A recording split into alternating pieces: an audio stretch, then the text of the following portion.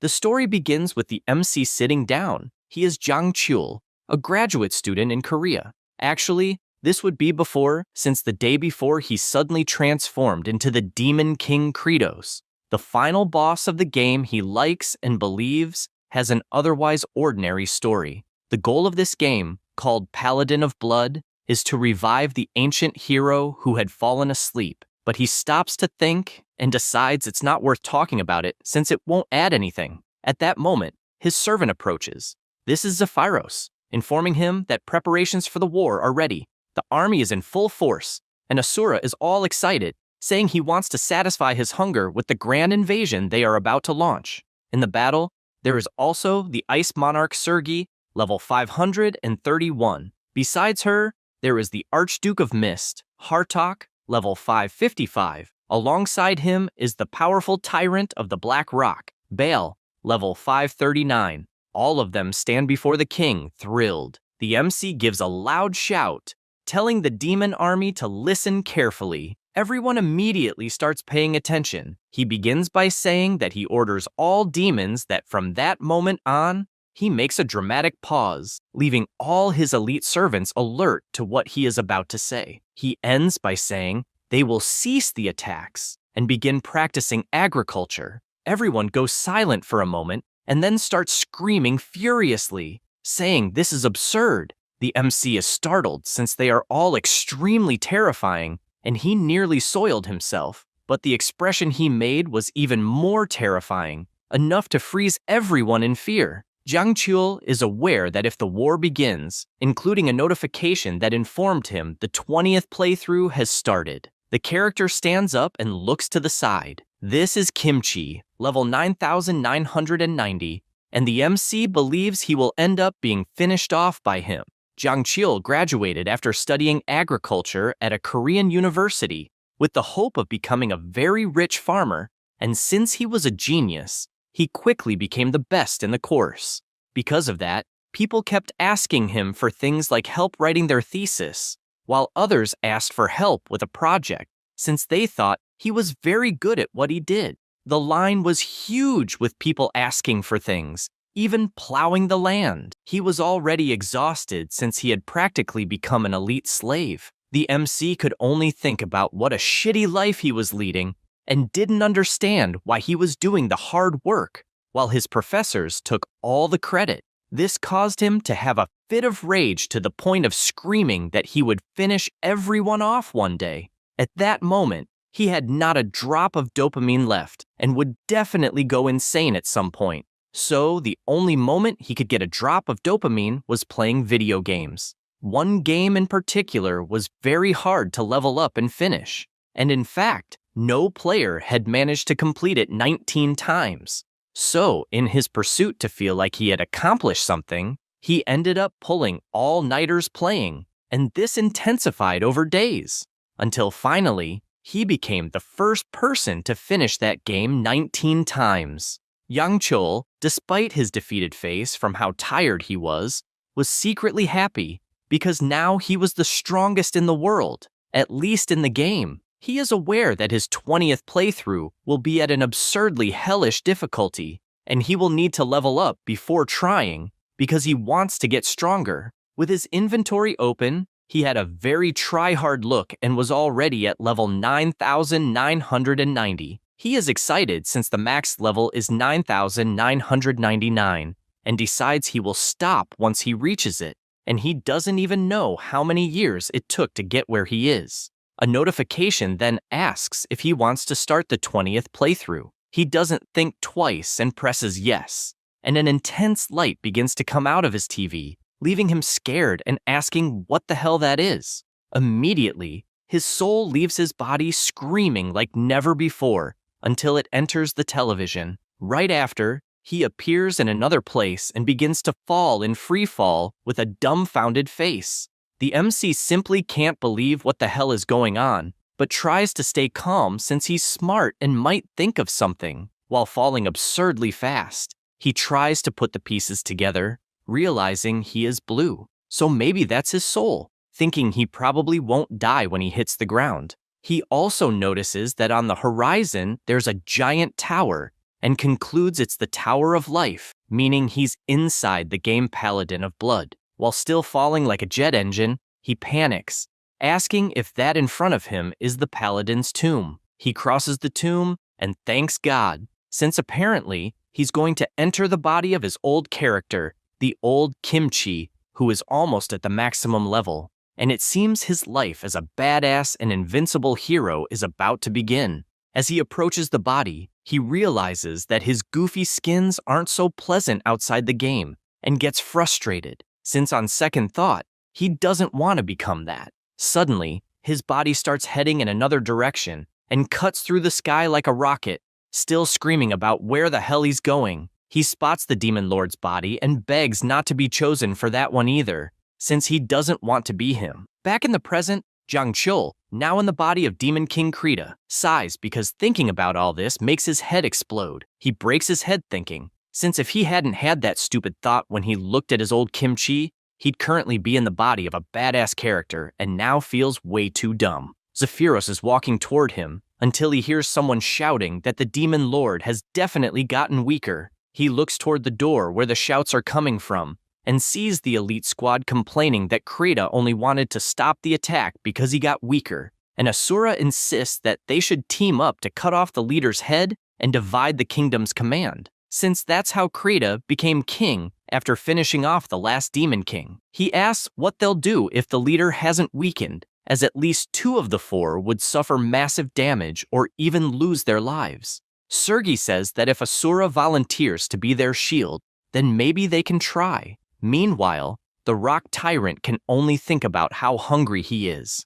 The prince agrees and asks what they'll do if they find evidence that the Demon King really has weakened. They all respond that in that case, he'll definitely be finished, except for Baal, who says nothing because he's hungry. The servant outside hears all this and just stays silent. Still in the castle, he reports to the king saying that the army's mortality rate has plummeted and that there was a case of people devouring each other, and some left the demon lands without warning. The MC listens attentively. Zephyros, looking at the king, says that the 4 great demon generals are furious and are even saying he's weakened and are planning to work together to cut off his head. Jiang Chul grows worried hearing this, because if the 4 attack together, he'll definitely lose his life. So if he appears weak, he's definitely done for. Only then does he realize and starts imagining his old kimchi's body, and since he didn't enter the body, it's probably still a corpse. And thinking that way, he believes it's better to invade the human world. His servants approach with a crystal ball and say that it's the video of the Paladin's tomb sent by General Agmia. In the video, it was possible to see his old avatar finishing off the monsters mercilessly, even when they begged him to stop. The MC starts to go cold seeing that, especially since that's definitely his old avatar. He starts to worry since he needs to forget that idea. It even seems like a movie made by a lunatic, and he doesn't even want to breathe the same air as that avatar. So he believes he can't abandon the kingdom no matter what. However, he gets downcast, since at this rate he'll look weak for surrendering, and the 4 demon generals will finish him off. Or he'll go to the Demon King, and Kimchi will gouge out his eyes and finish him off too. That said, he starts crying, not understanding why he ended up in that damned world, and why he can't just be happy. Only then does he get up, imagining there's only one thing he can do now that they've solved the food issue to calm the demons. His servant then asks where he's going, and he replies that he's going to take a look at the farmland. The servant apologizes, saying he didn't understand, and this leaves him confused. Asking what he didn't understand, he replies that the mighty Lord Krita is narcissistic, arrogant, and completely rude, and that way of acting is totally disgusting and horrifying, so he asks him never to do it again. The MC starts wondering what the hell got into that guy, and if he's trying to provoke him, and doesn't know if he always had that personality. He is aware that Zephyros appeared only once before the battle against the Demon King, without any explanation, but this mystery ended up making him a very popular character. He remembers when he played as a paladin, That servant had said the Demon King no longer wanted to fight, so he politely asked him to return from where he came. Because of that, he defeated him with just one punch, and all Zephyros could do was lament being weak and unable to protect the Demon King. Thinking about it, the MC guesses that these dialogues made everyone think he was loyal to the Demon King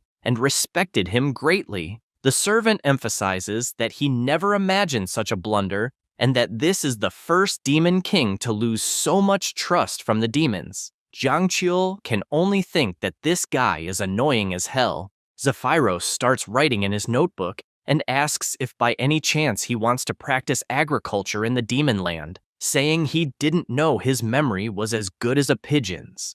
This enrages the MC, telling the kid to chill since he's talking to the Demon King. However, he refuses, saying he will continue. So, he leaves the castle and explains that both the current Demon King and the last one tried to use the land for planting, but in that dry environment with extreme temperature differences, he should know nothing can bloom. Credo says he feels the land is called the land of death, and, with a confident look, says that with his current abilities, it is indeed possible to restore it. However, inside, he knows he hates agriculture, even though it will be the reason for his survival. He then crouches and starts picking up soil with his hand, and then puts it in his mouth.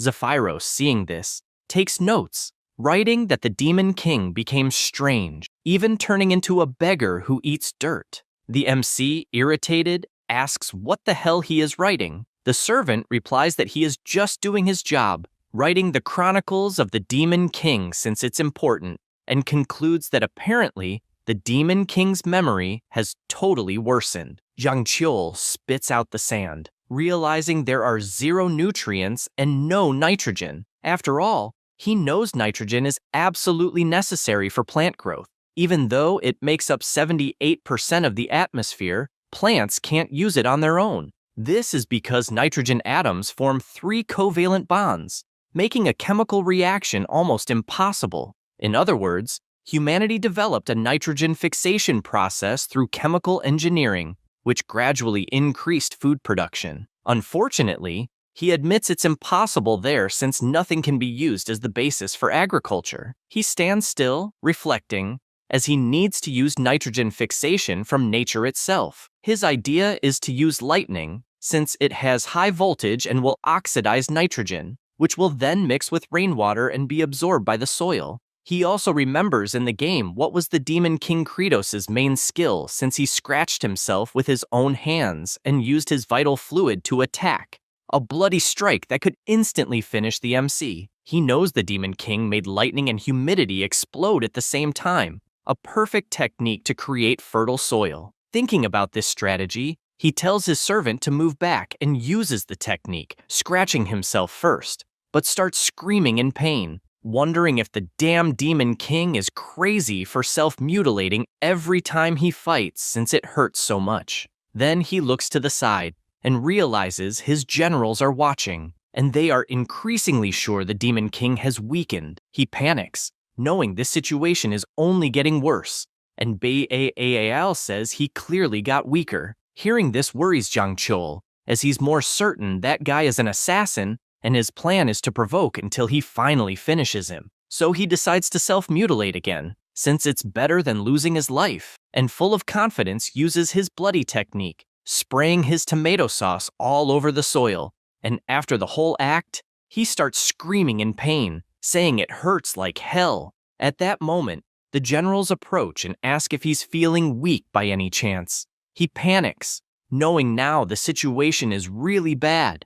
Meanwhile, elsewhere, his old game avatar Kimchi imagines that his memories are vague from his past life and knows he lived that life more than 10 times and was even heading in the right direction. He looks at his hand, reflecting that the summoning of duty simply says nothing and that he simply no longer knows what his purpose in this life is. He breathes deeply and resumes walking all imposing with his level 9,990. Everyone has a sinister look, and Asura explains that the demonic plan follows well-known rules, since the strongest is the Demon King. The MC is completely scared, as each of them seems absurdly strong, and since he cannot use a simple skill, it seems he will lose his life very soon. From Asura's perspective, the pressure of the whirlwind is overwhelming, as the fight hasn't even started yet, and his whole body is trembling with that accumulated strength. Then he smiles and asks if, by any chance in his current state, he could defeat all the generals. When he asks this, he looks back and sees them all hiding behind a tree, becoming terrified because he doesn't know what his colleagues are doing. The three reflect that they will watch Asura get beaten, and if it seems feasible, only then will they join the fight. He starts sweating cold, realizing his friends are ruthless. But the generals agree. After all, they are demons, so they are evil. Zephyros turns on the big screen to broadcast the fight and says that according to the ancient tradition of demons, the duel will be broadcast live, and, obviously, it is impossible to go back. Asura, panicked and terrified, asks to wait since nothing has been confirmed yet. Then, he raises his sword, trying not to be afraid, since he is almost certain the Demon King is really weakened. Jiangqiu grits his teeth, scared, not knowing what to do, because when he played, he believed the Demon King was incredibly powerful and even tested his strength when he obtained this body, but found it disappointing. Although strong, he is not invincible. Hardly thinking this, he notices the general attacking. He panics because that movement could be a thrust or a side slash, and there is definitely no way to dodge it. However, with extreme ease, he dodges, becoming confused if he really managed to evade it. The MC supposes that the second step, more specifically Asura's left foot, was turned outward, so it was obvious he would use a thrust. That's because the movement is completely identical to the game. After Asura misses the attack, the other generals reflect on what they just saw, as the Demon King's expression when dodging the sword seemed like someone ready to counterattack by biting the enemy's arm, and they don't understand why he didn't do that, so they will watch more. Asura attacks once again, but the MC dodges easily, finally understanding something as he realizes all the movements are exactly like in the game. Then he remembers that the first time he met Asura, he was completely speechless, as he didn't believe he was a character made to be defeated, since he had fast movements in irregular rhythms, plus attacks covering a huge area. Because of that, he was defeated once, then twice, until he lost countless times,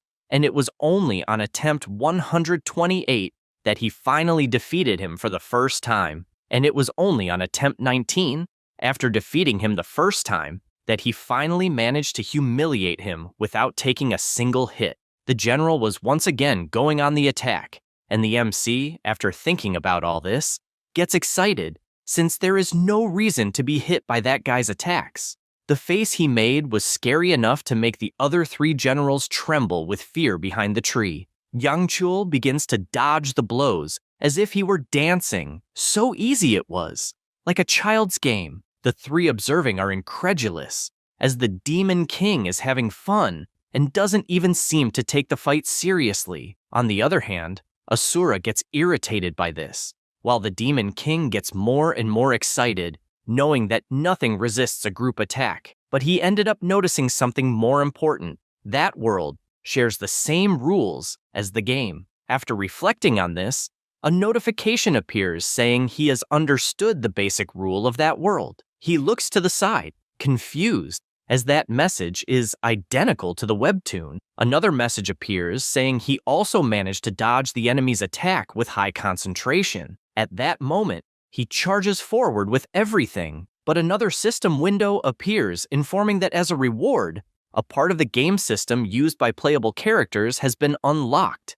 With this, the target function has been unlocked. He is still confused about what this means and realizes there is a kind of sight locked onto the target, and indeed remembers that it is an essential function for using special abilities. That said, he scratches himself once more and uses his bloody strike technique, spraying his ketchup on the target, which immediately burns due to the absurd power. The generals watching are terrified by such power and immediately shout that they knew the Demon King was not weak at all. Meanwhile, the MC stands before the burned body of the Asura, who is kneeling, His servant grumbles since he just lost, and seeing this leaves Jiangqiu perplexed because in the game, the bloody strike would finish the enemy with a single hit, and he doesn't understand how he survived. To make things worse, he knows that General has absurd regeneration and will soon recover. So he uses his ability again, burning the Asura,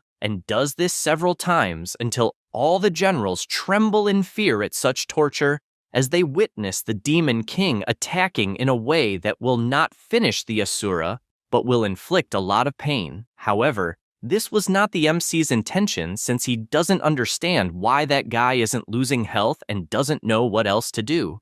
A notification appears saying he stripped all the clothes off the Asura, and now he has none. The MC is confused by what kind of random message that is, and asks not to speak as if he were a pervert. Because of this, a new system was unlocked, along with armor removal from the inventory. He looks at it confused, not knowing if this is a good thing, and can see the clothes he is wearing, even though he only has the set he currently wears, and believes it won't be very useful now. Then he considers that he needs to deal with that general first since his current strength is not enough to finish him, and because the guy's recovery is absurd, he will eventually get back up.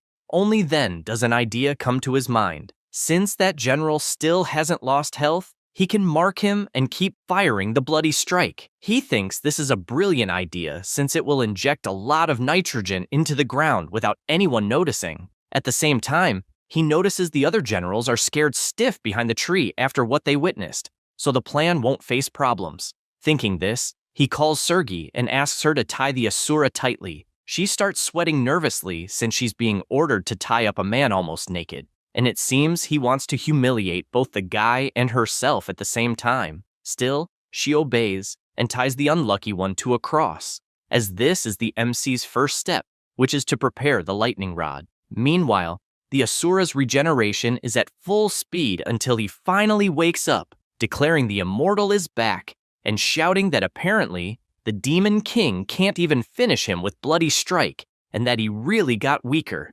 promising now to have his head torn off. But to his bad luck, Jiangqiu starts using his technique, burning his body constantly until he's screaming in pain, as this is the second step. And the MC is always aware that nitrogen in the air will oxidize and turn into nitrite. Then he calls Hartok, ordering him to cover the whole area with mist, making it as dense as possible to the point water drips. He gets excited hearing this, as apparently the Demon King wants to make the ground ready so thundershocks hurt more, and finds this torture method creative, even liking to learn it. Without hesitation, he starts using his technique, and now the third step is complete, which is spreading the mist. Then he moves to the fourth step, which is attacking a bit more, so he keeps cutting himself and screaming inside, imagining how much that hurts.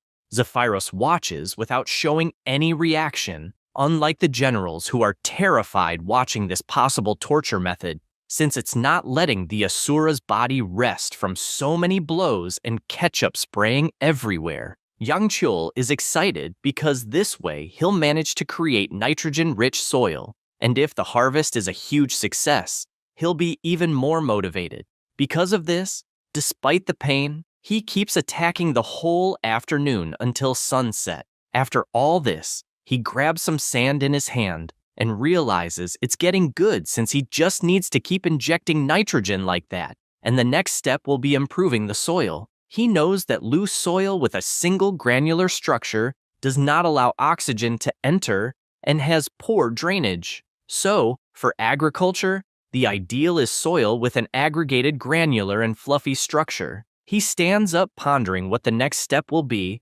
and, with a frightening look, orders everyone to collect their own poop. The three are paralyzed after everything they witnessed, and, unable to believe it, they reflect that the Demon King still wants to throw feces at Asura, even after all the torture he caused, since that is cruelty even for a demon. Meanwhile, the next day, Kimchi is walking through the forest until he hears someone asking for help. He turns and sees two people begging him to help. He does not respond, and the crying man says they were attacked by goblins and will give a reward if he helps them. Kimchi approaches with his frightening face, leaving the two guys completely terrified. He extends his hand, asking them not to be afraid, as he is not a suspicious person, but they, scared, can only imagine that this guy is much worse than suspicious to the point of being frightening. He then asks if by any chance one of them hurt his leg and then grabs him by the shoulder and asks him to please show the way.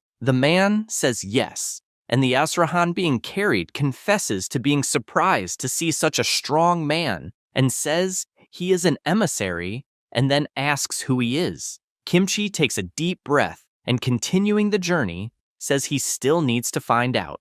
Back at the castle, the three generals are sitting at the table, thoughtful. Hartok, incredulous about what he has to do, asks how the hell they are supposed to carry their own shit literally, and if they might have to do it on the spot. Sergei trembles the whole time, finding it crazy as well as disgusting and repulsive. Bale says it's been a long time since he ate, so he won't be able to poop, and adds that Sergei doesn't poop either. She gets furious about him talking about her and shouts for him not to be talking about other people's orifices. The monocle makes it clear that even if they could poop that easily, he wouldn't want to have to deliver his own shit, and so suggests beating the lower demons and making them poop. Saying that, they go to the villages and make the demon poop, while he begs them to at least leave the room, since if everyone watches, he won't be able to. He then asks them to please wait outside. The guard says the other demons said the same thing, and in the end,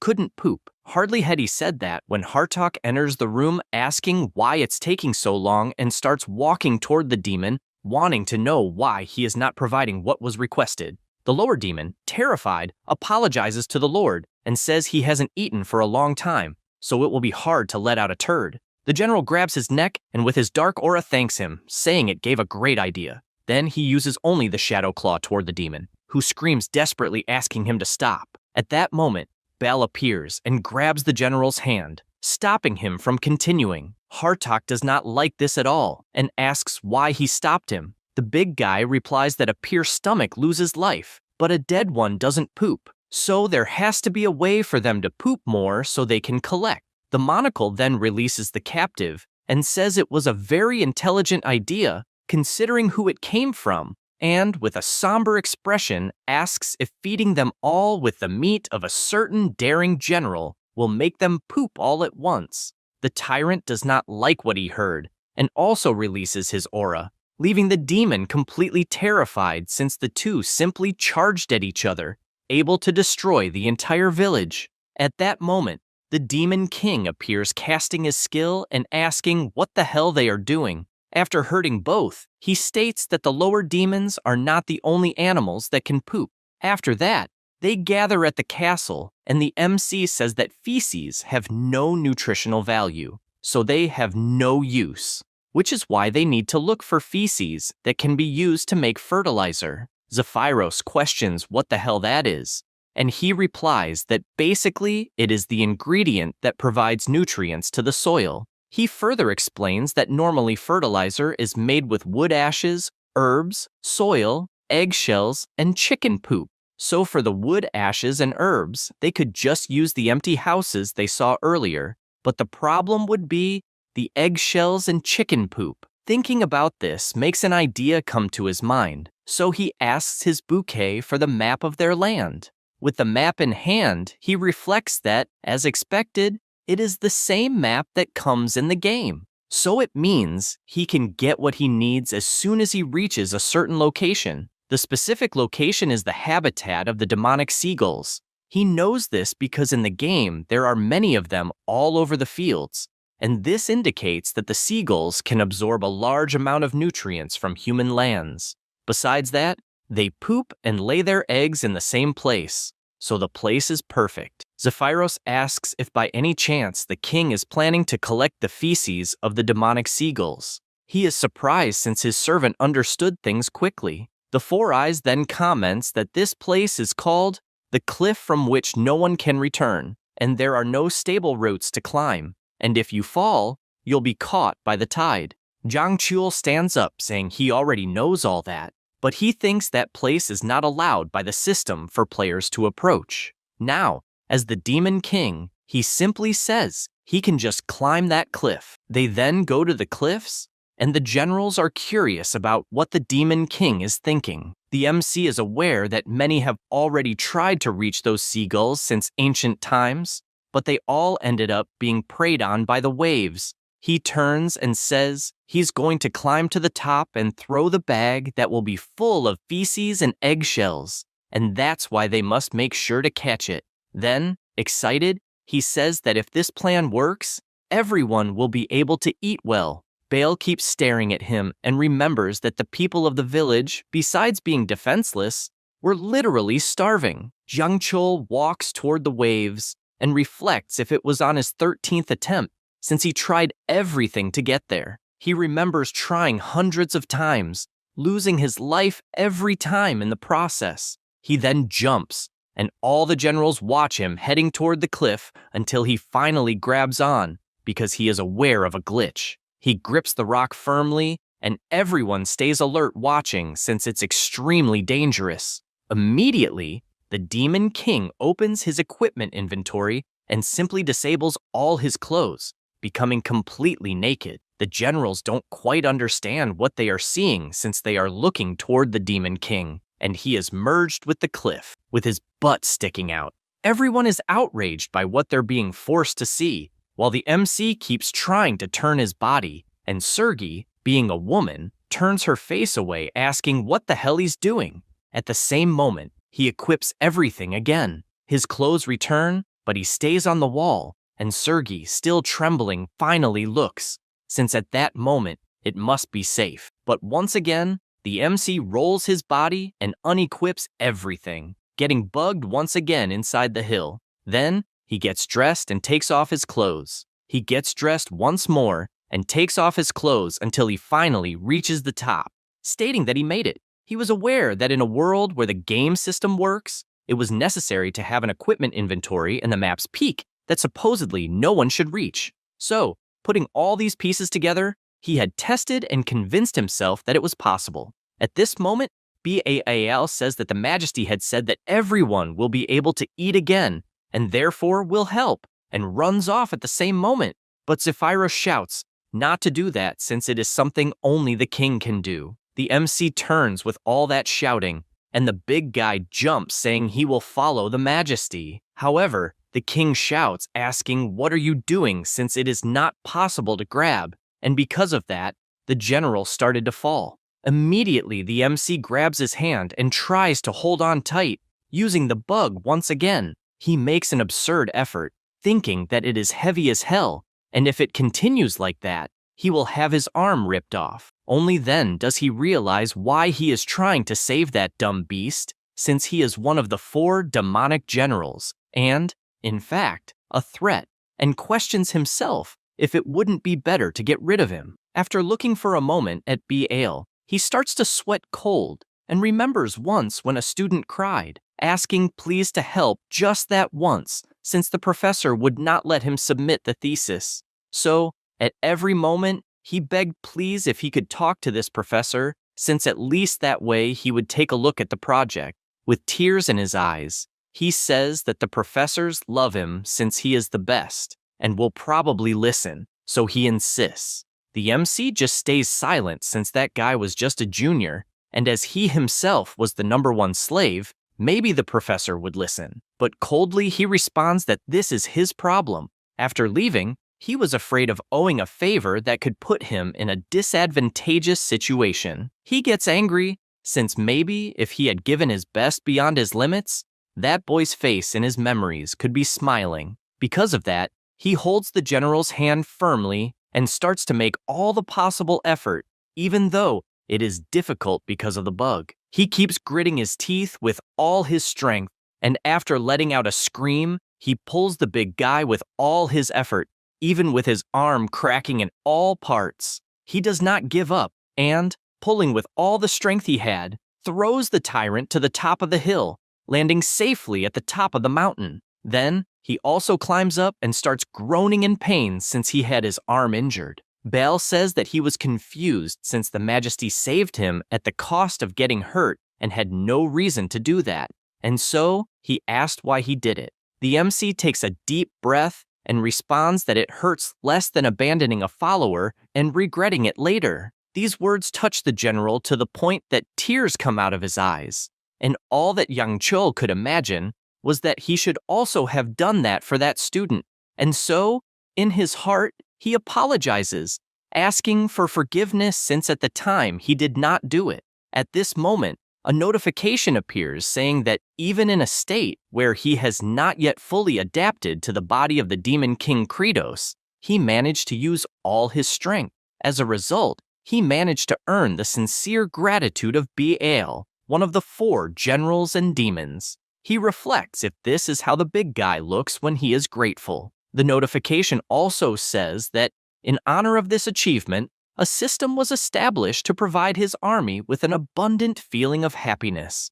which earns him a large number of points. He becomes thoughtful about this, since he is not sure what would be considered a good amount of points, and the happiness point accumulation system has been opened. The MC reflects on this since, in fact, he knows because it is something that gives you the right to a free ice cream, and he does not know if that place really sells ice cream. The system responds that obviously not and asks what kind of game world would sell ice cream. This dry answer scares him. The notification says that for each soldier in the demonic army who feels happy with a full stomach, he will earn 1 happiness point and can use these points to buy attributes. It also explains that currently, he is only able to use 20% of Lord Demon Kratos' strength. So, this is how his attribute distribution stands, with resistance, mental strength, physical strength, and magical power at 20%, and the next step will be to increase them by 10%.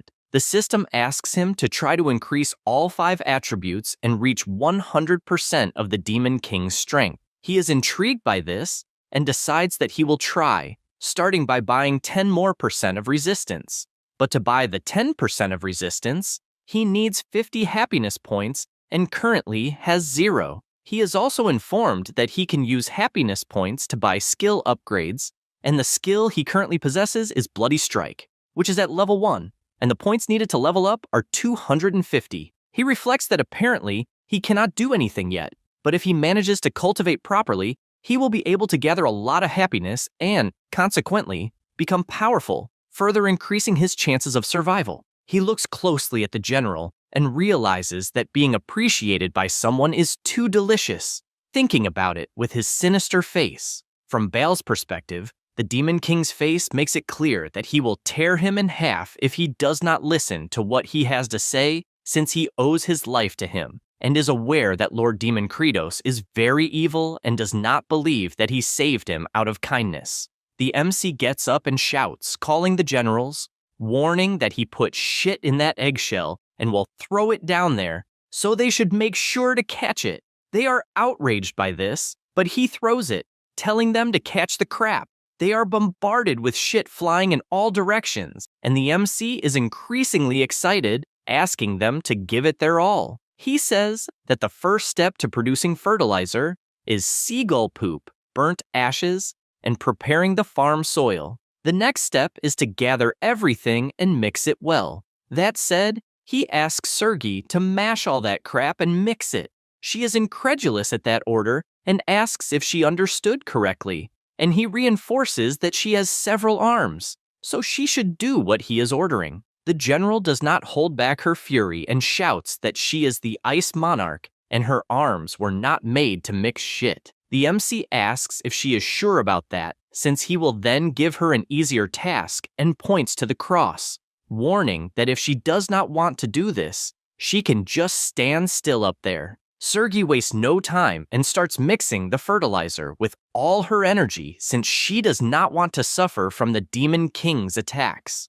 Rang Chul breathes a sigh of relief since for a moment he got scared because that group is all hot-headed, so he can never let his guard down. His only certainty is that now he is the Demon King and will use each of them to achieve his goals. Now, The second step in fertilizer production is to add water, and so he orders Hartok to fill that area with mist. He asks if he is sure since the bad smell will become even harder to bear because of the humidity, and does not understand why he would do that. This time, the MC says nothing and just points towards the Asura tied to the cross. Immediately, the monocle understands the message and flies over the region to fill it with mist. Then, the MC goes to Baal and asks if it got moist enough. He replies that it is quite soft after adding the water, just as His Majesty had instructed. Jiangqiu imagines that the third step now is to leave the fertilizer in a dry place covered by a sheet made only of seagull feathers.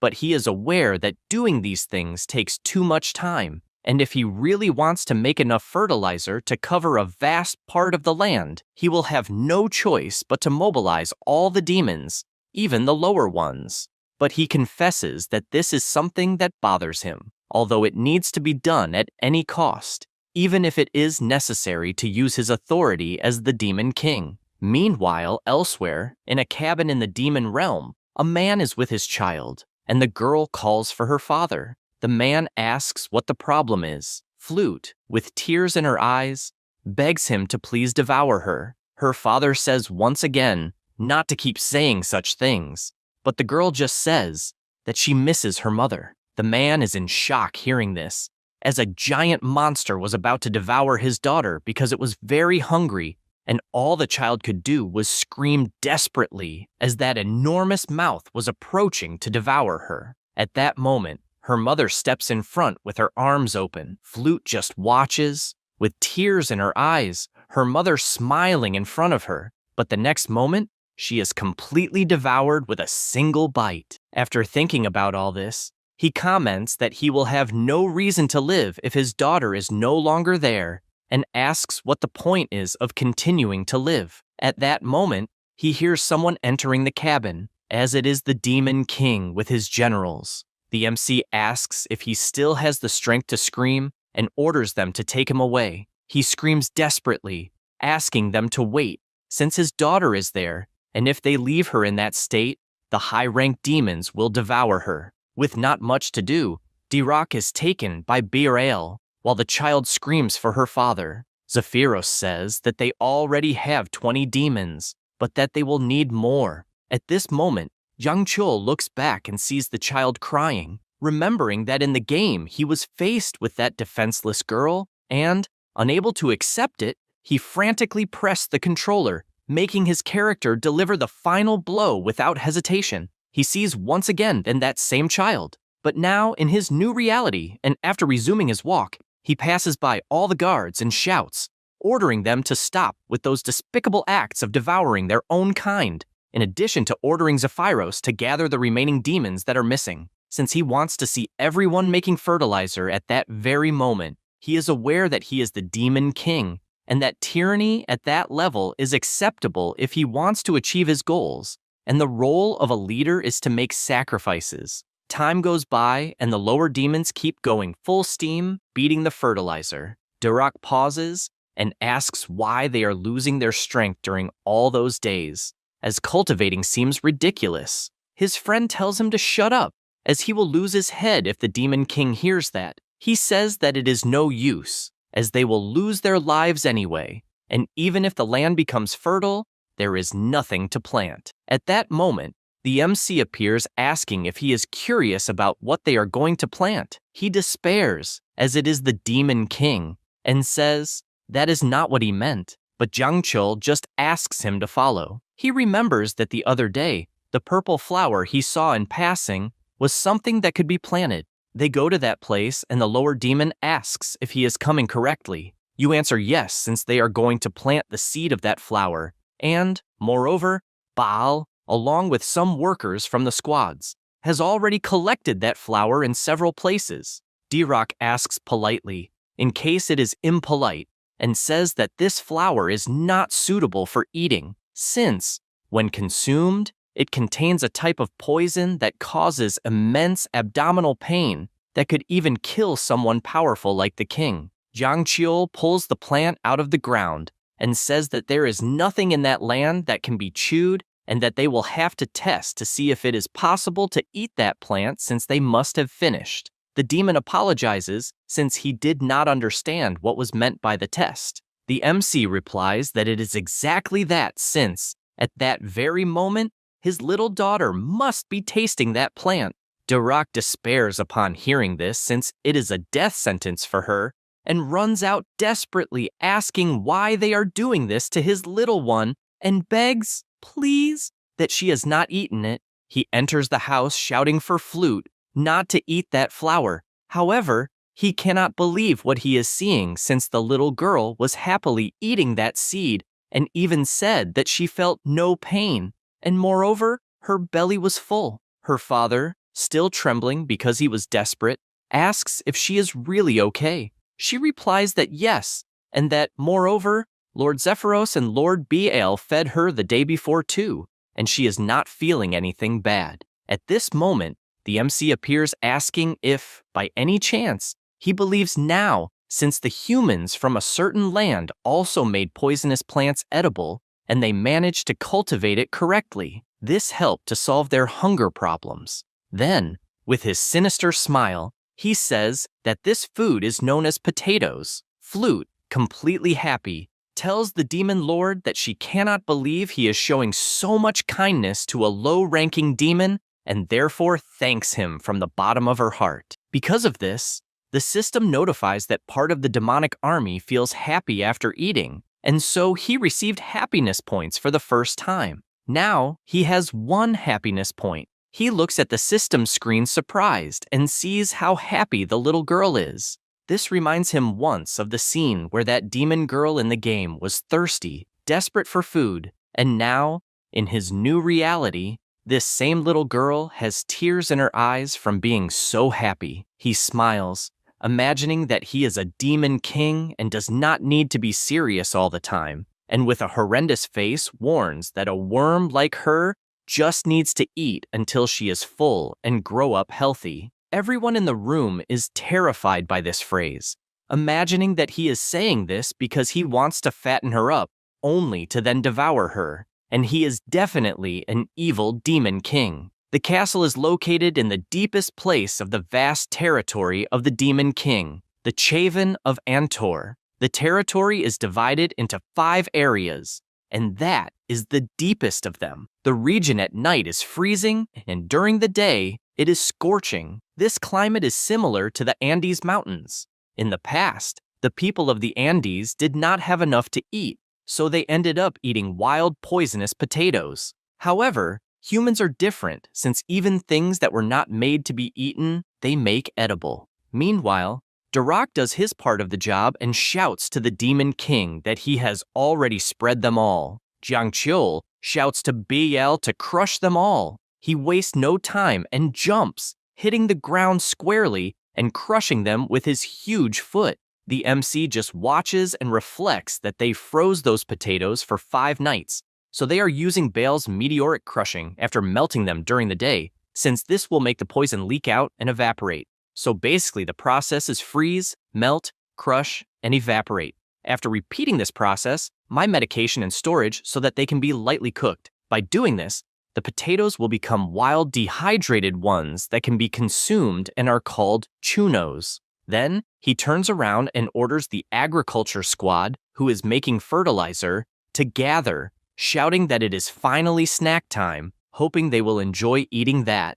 And with that, all the workers gather in line, and he explains that they do not have much food, so each person can only take 2. Zephyros, curious, comments that they have plenty of wild potatoes and therefore wants to know if they can't just make more. He replies that he doubts there are that many, as it is nowhere near enough to feed the entire demonic army. Then, with his evil smile, he says that obviously they need to plant the remaining potatoes so that they can harvest 1,000 times more. The lower demons hold them in their hands and ask if they can really eat, since it is a poisonous root, and even some of their relatives died after consuming it.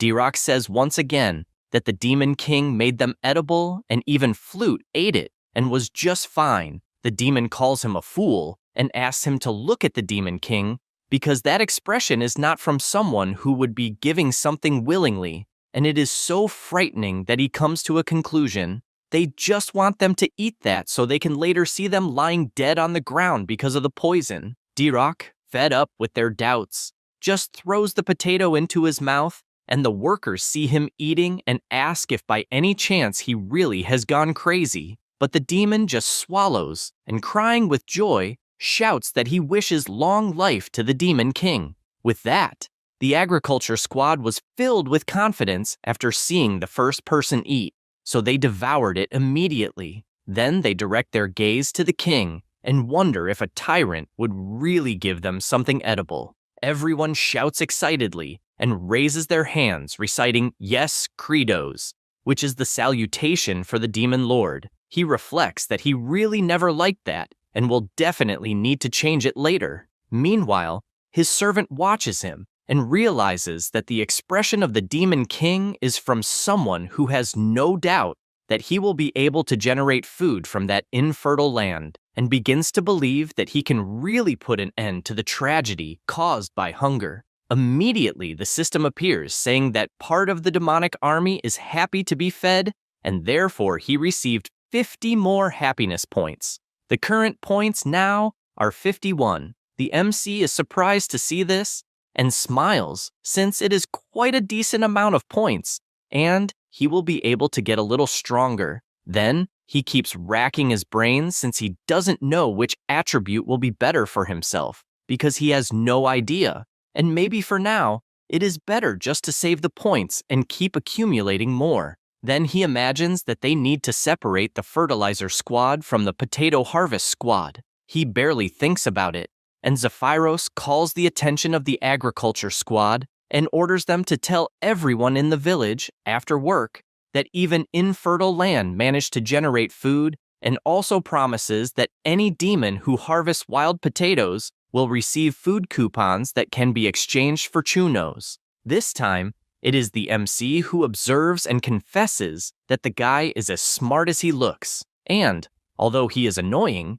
he is still useful. With this order, all the demons started picking the potatoes for him, while the generals also did their jobs. As for Asura, things are not going very well since the demon lord ordered him to be carried to a certain point in the ground until finally being hung in that place. Only then did he start using his skills, making the general's body burn in flames, since he needs to work hard to produce nitrogen, and that is the only way. After a while, the MC reflects that he already has enough fertilizers and that it is time to take the next step, since they need to spread the fertilizer evenly across all the soil. But the problem is that the earth is too big and it is too much for the agriculture squad to handle. Meanwhile, the general, hanging on the cross, just asks to be finished off at once. But Jang Chul doesn't want to talk and hits him again, since a demonic general still works well, even while starving, because he will be able to work for a long time. However, he gets frustrated, as he really has no choice but to wait. Because of this, he returns to the kingdom and asks his servant if he really requested more troops from the Star Masters. He replies that yes, and explains that they ordered the attacks to cease in order to provide as many troops as possible for agricultural activities, and even though he sent messengers to the master of each of the 4 star areas, they have not yet received any response. The MC wonders if the messengers succumbed to hunger along the way, since unfortunately, it will be very complicated to spread the fertilizer with the current number of troops they have there. Meanwhile, in the 1st star area, the Precipice of the Dead, in the Demon King's territory, a servant reports to his chief that, based on the Sentry's report, the Demon King Kredos really started to cultivate and apparently even managed to create some edible things. The powerful demon takes a deep breath and states that the MC is afraid of him, since he himself becomes more powerful as more demons lose their lives, and by having stopped waging war, he is reducing the number of deaths by hunger to keep him weak. This is Saruthal, 1st Star Master and Father of the Dead. He asks if his servant has already dealt with the messengers who were sent to other star areas. The elite demon replies that yes, and for that reason, the other masters have no information about the end of the war and the agricultural activities. The Lord is satisfied, since the more demons lose their lives by starvation, the better for himself, and he states that eventually he will finish Kratos and thus become the new Demon King. Then he calls Ficamir's attention and orders him to destroy anything related to Kratos' harvest. His servant replies that he will do it immediately. After that, the Asura remains confined on the cross, and Ficamir sees this and comments that indeed, Kratos is truly evil, as he turned one of the generals into a living corpse to serve as an example. However, he asks the Asura not to worry, as Lord Saruthul likes that ferocity, and therefore says that he will accept him as a servant to finally finish Kratos.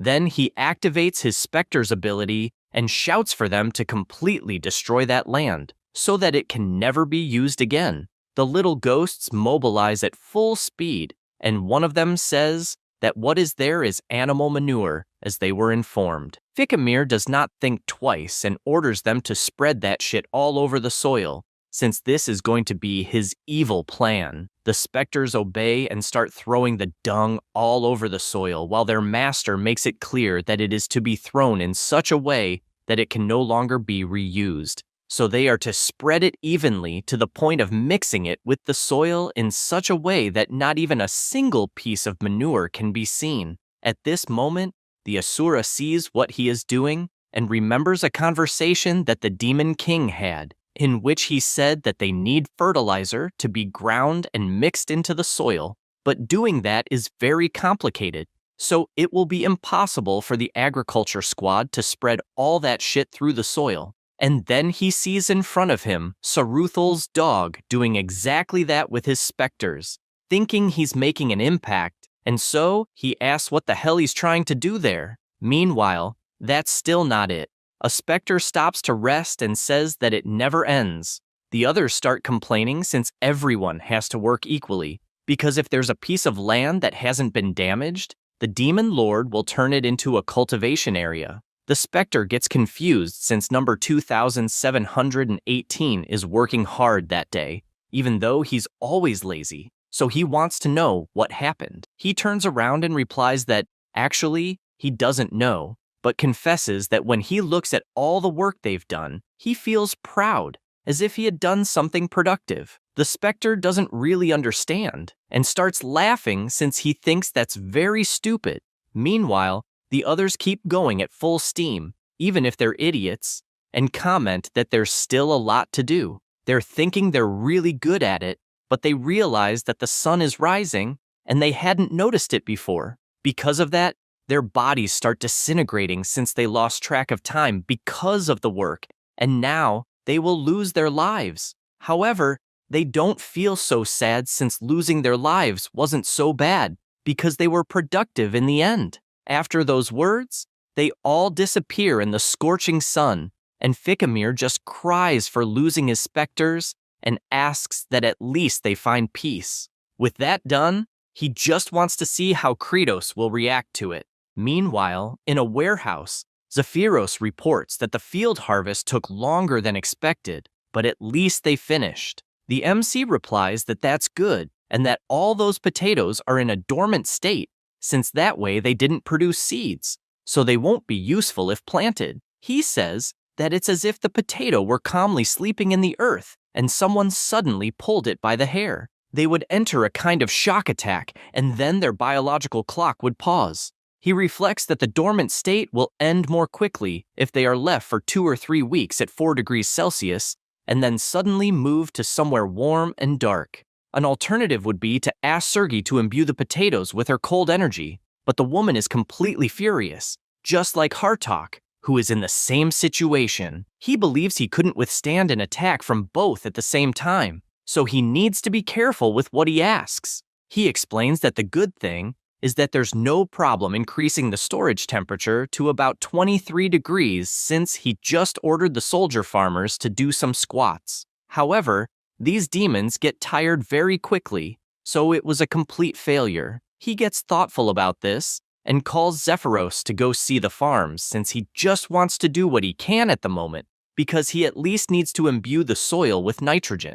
After arriving at the place where Asura is, he can't believe what he's seeing since, for some reason, the earth is all overturned. He also notices that the stench is filling the whole area, and that this doesn't mean it's ready for planting, but he doesn't understand what miracle that was. Meanwhile, Fikimir is hiding, bursting into laughter, thinking that he managed to frustrate King Kratos's plantation and that his tactic was an absolute success. However, Yahello appears behind him and takes him to the MC, saying that he found a rat hiding in that place. Jang-cheol soon realizes that it's Fikimir, one of the chiefs of the Cliff of the Dead, and believes that he, a demon, appeared there on his own after hearing about reinforcements. To know better, he asks what he's doing. Fikimir tries to say something but takes a punch right in the mouth that almost knocks out all his teeth. Zephyros is confused and asks why the hell he hit the guy before he had a chance to answer.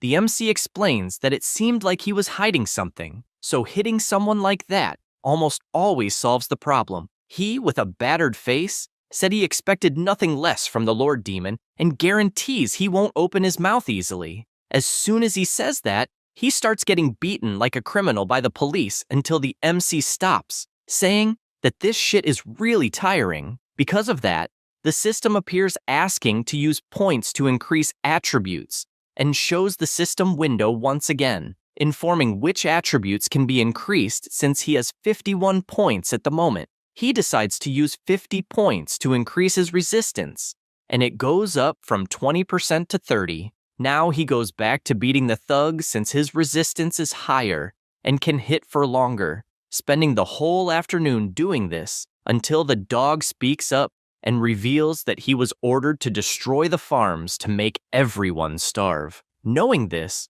the MC returns to the castle and realizes that, in the end, Sarathul was responsible for the things that happened and admits he understood quickly since that demon gets stronger the hungrier more demons are. Four Eyes comments that it's an act of revolution, and they even have a new chance if they manage to take down that Sarathul, as the demons who were complaining about the expedition's suspension will see it as a warning. The MC gets lost in thought because, even if that's not a problem, the others will keep disrupting his crops, and he can't just let them go, so he needs to deal with it somehow. Zephyros starts to explain that the problem is defeating that boss, but Jang-cheol interrupts him, saying he already knows that guy has the ability to transform his body like a ghost's. He even knows that in the game Sarathul was everywhere on the Dead Cliff, which is already a difficult map. So the entire map was like a game of hide-and-seek against him, and since he knows it's hard to get rid of the pests because they hide well, he believes he'll have to force the pests out of their nests. Elsewhere, Flute is looking up in Asura's direction, and he, irritated, asks what she's looking at. She feels a little embarrassed, thanking him since she saw that thanks to his sacrifice they have food to eat. However, he becomes completely furious hearing that, and shouts wanting to know how she dares to mock like that, threatening both her and her family for being stupid.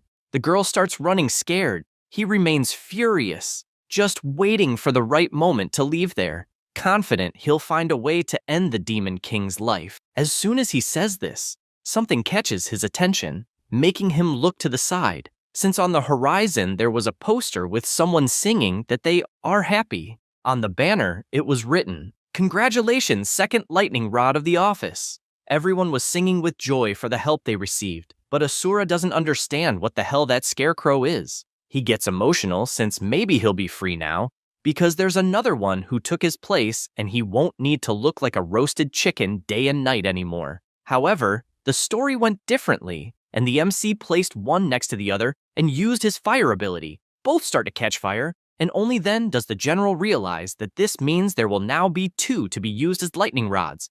And so the situation dragged on all afternoon. Sarathul was watching this through his crystal ball, and because of it, he started shouting, calling for his compatriot. Jang-cheol doesn't stop attacking for even a moment and makes Fikimir agonize in pain from being burned all the time. His boss cries seeing this and says that it must hurt like hell. At every moment, the MC attacks, and the little dog of the god screams in pain, and can only beg him to stop since it must be too painful. At that moment, the MC looks to the side and notices a creature holding a crystal ball as if it were backstage in a game, and concludes that Saruthul is watching everything. This irritates him, imagining it so that the bastard regrets trying to mess with his crops. After that, the heat remains scorching because of the sun, but Flute doesn't stop helping with the soil for a minute. Next to her is Asura, who upon seeing the little girl with a small shovel, decides to call her to ask what the hell she is doing. She explains that the Demon King, along with the 4 great generals and all the other adults, are working hard to take care of the crops, and that's why she herself wanted to help in some way. He laughs, since apparently the little girl is just a low-level demon, and says that the idiot next to him already plowed everything by himself, so she can go do something else to be useful. Flute is happy to hear that, and thanks Fikimir, since besides plowing the fields, he also served as a lightning rod. He can't accept that, but thinks the girl is adorable because she said he was useful. The general thinks the guy is funny since he only plowed a tiny piece of land and is already full of himself. And he asks if he really believes that farming in that world will yield anything, believing that the damn potato doesn't even sprout properly. And from what he's heard, if you heat the potato stalk, the sprouts come out faster. But he finishes by saying that everyone will end up dead anyway. He barely finishes saying that, and the little girl runs off thanking him for the tip and disappears into that orange land. Asura takes a deep breath and confesses that he finds it funny how a little girl that size is trying to be useful in a dump like that. Back at the castle, Zephyros asks the MC if Saruthul is really going to show up there to save his little dog, even knowing it's a trap, and that's why he's starting to doubt the plan a little. Zhangqiu replies that obviously, that's not what's going to happen since first, he'll send some minions. And to be honest, he believes that to force the leader to show up in a place where he'll be totally at a disadvantage, they'll have to eliminate all the minions that are sent. He emphasizes that not a single one is to be left alive. The whole army gets ready, and a vulture holding the crystal ball flies over the place. Saruthul watches everything from his box seat and says he thinks the Demon King is an idiot since there's no way his army could fall to a bunch of little creatures standing like posts. He admits he feels sorry for Fikimir, but his real plan is just one, explaining that his goal is to completely destroy the plantation, and that's why he sends more spirits. The little monsters approach and soon advance, as the order was clear to completely crush all the potatoes. After the spirits enter the warehouse, the MC announces that he already knew, and everyone is surprised because they are now facing the Demon King. He says he already figured the harvest spirits would show up, and with a frightening look welcomes them to the graveyard. They are terrified in the face of this situation, and the MC reflects that when he first encountered those bastards in the game, it was a total nightmare, since he is aware that they are the second trusted legion of Saruthul, even though the problem already starts with the fact that those wretches always move in packs. He still remembers that, when attacking, the spirits would cling like ticks, sucking all the life force and, on top of that, stealing whatever abilities he was using. So the monsters were even more busted than the monsters in Dark Souls. He thinks about this, but also knows there's a way to fry the damned, and yells, asking who's going to be the first to become a memory, since he knows it's just a matter of attacking with an item that has lightning attribute. The spirits realize it's a trap and tell everyone to run, but the MC, excited, says the trap is just getting started, and they don't understand what the red stain on the door is and ask if it's blood. That was the blood spread by the MC, who even did it all night long. And he gets ready because he needs to use the skill that Kratos uses in the second phase of the fight. He uses his lightning technique, which starts to run through all the blood spilled in the warehouse, and, upon reaching the door, spreads throughout the place, frying the spirits one by one. The MC yells that now the monsters are vulnerable to physical attacks, and that's why it's time to launch the agricultural troop. Immediately, the low-level demons appear, and all charge toward the monsters. Zhangqiu reflects that those demons may look like dry sticks and useless, but he knows they're endgame monsters, and everyone celebrates since they managed to obliterate the spirits easily. The MC tries to understand the feeling he's having, as he feels like an alpha demon king, with not a drop of mercy, and on top of that incredibly intelligent, since everything points to him being a perfect genius for that world. Then he notices that some spirits haven't turned into barbecue yet and decides to attack personally, frying each one of them. He positions himself on the pile of potatoes, and suddenly, Flute appears in the middle of them. He gets startled, trying to understand who that girl is, and since when she's been there. To make it worse, one of the spirits charges at her since she's an easy target, and the girl's father screams in despair for her to run. The MC doesn't like this, since there's always someone to slow things down, but he doesn't care because he can eliminate all the spirits at once, though he's worried the blood attack won't get there in time. Without thinking much, he throws a potato at the monster and thinks it can't be real what he just did, since he doesn't understand why the hell he threw a mere potato at a monster like that, as if it could stop anything. The food hits the monster's head and somehow starts sucking its life force, making a red aura form around it.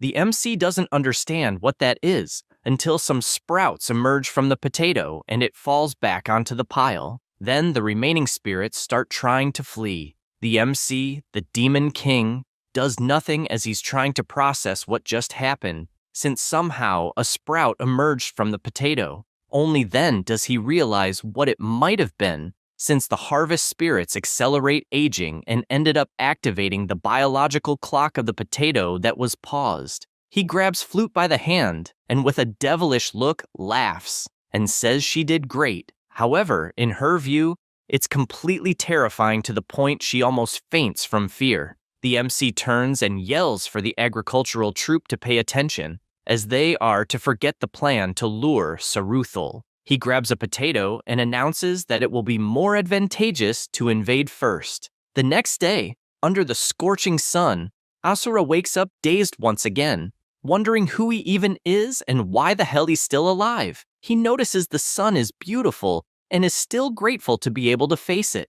Suddenly, his stomach starts growling, and he realizes it's all because of the will to live. Suddenly, someone calls him. It was Flute, saying that he taught her about potato sprouts, and in the end, everything worked out, and she even got a bunch of chunos as a prize.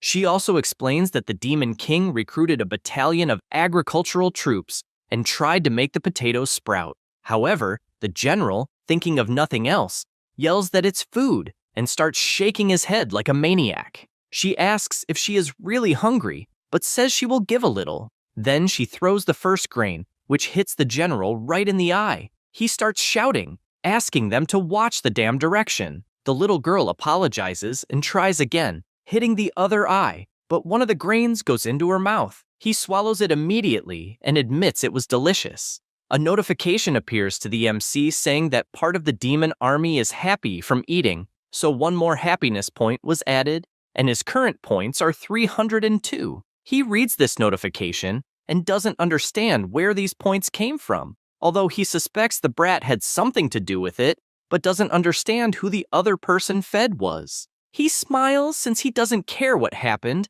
because the more points the better, as he needs to save up to fight Saruthul. Because of this, he shouts for his entire agricultural troop to advance.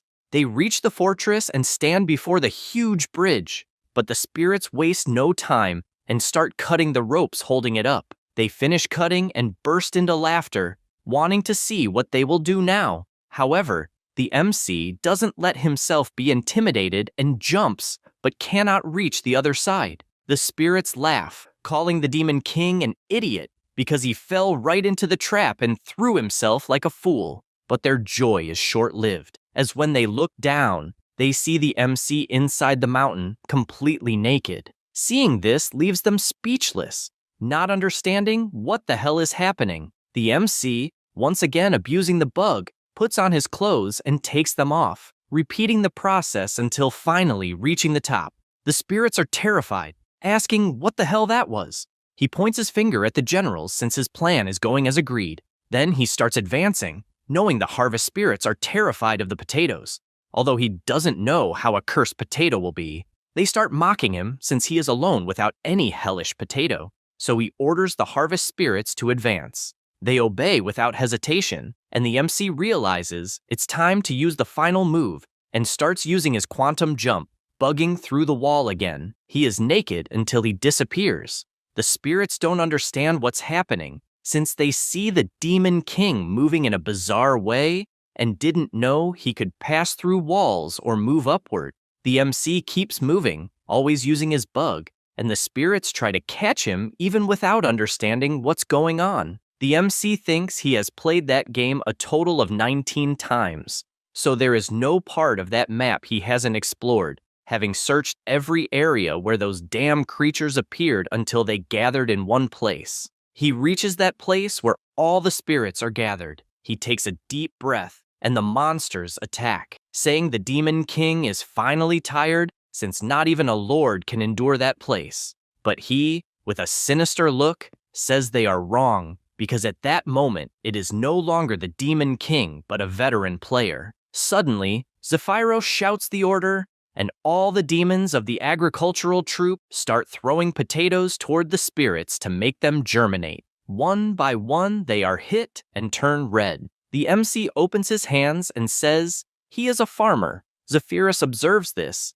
and thinks he initially doubted, but once again, as the Demon King said, things are coming together. He remembers the MC saying he would gather the spirits in one spot and that the agricultural troop should follow him. The servant showed the map, which is an old abandoned irrigation canal, basically a dead end with nothing special. However, the MC smiles and says there is actually something there and reveals a secret shortcut. He thinks that place is after the slope of the horrendous dead and just before the final entrance to the map, having found it by searching every little corner. At the time, while playing, he found it strange since there was nothing in that location, and yet it was built with great care. But that made him question why the texture was different, so he started attacking until a passage opened. He decided to explore and realized the path led directly to that corridor where the first round against Saruthul takes place, and it was the place he thought was inaccessible and could only be reached after finishing the game. In that place, it was possible to get the elixir of metamorphosis. This elixir contains the soul compressed from countless piles of dead flesh. It can only be consumed once, but the effects are unknown. He remained silent while his army celebrated, since the potatoes had sprouted and now it was only a matter of planting. Duroc cried with emotion, shouting that now he and his daughter could live with full bellies. Immediately, the Demon King changed his expression, remembering his grandmother saying he must be starving, and everyone said that old lady would guarantee a hearty dinner, until he remembered the ambulance taking her away, which brought him down. He said that if anyone disturbed his chance to eat in peace, they would pay with their life. Suddenly, the general called him and said Saruthul was strong and would also help. However, the MC asked him to carry the potatoes, since as king he would handle the situation alone. Meanwhile, the Stellar Master was channeling energy into the grand heart of ice. He shouted that with that supreme freezing power, he could capture more tormented spirits, and therefore wanted to grant more powerful soldiers. Then the MC appeared, kicking him in the head without him noticing. Saruthul, outraged, asked how the hell he found him there. Yang Chul, with a sinister look, replied that it didn't matter since it was time to fight. They stared at each other for a moment, and the bearded man called him a fool for coming there thinking he could win alone. Immediately, he began to dematerialize and, using his power, said the Demon King had never seen his true power. However, the MC thought he had seen it before, not once or twice, but 19 times. He reflected that while playing, he kept chasing that boss around that cursed cliff and kept running into his henchmen all the time, and in the end, he practically wiped out all the monsters in the place. That boss kept fleeing to the room with the Heart of Ice since it was a formidable artifact created by an ancient dragon who gave his life to generate that crystal, and rumors said it could freeze even souls and trap the dead in the world of the living.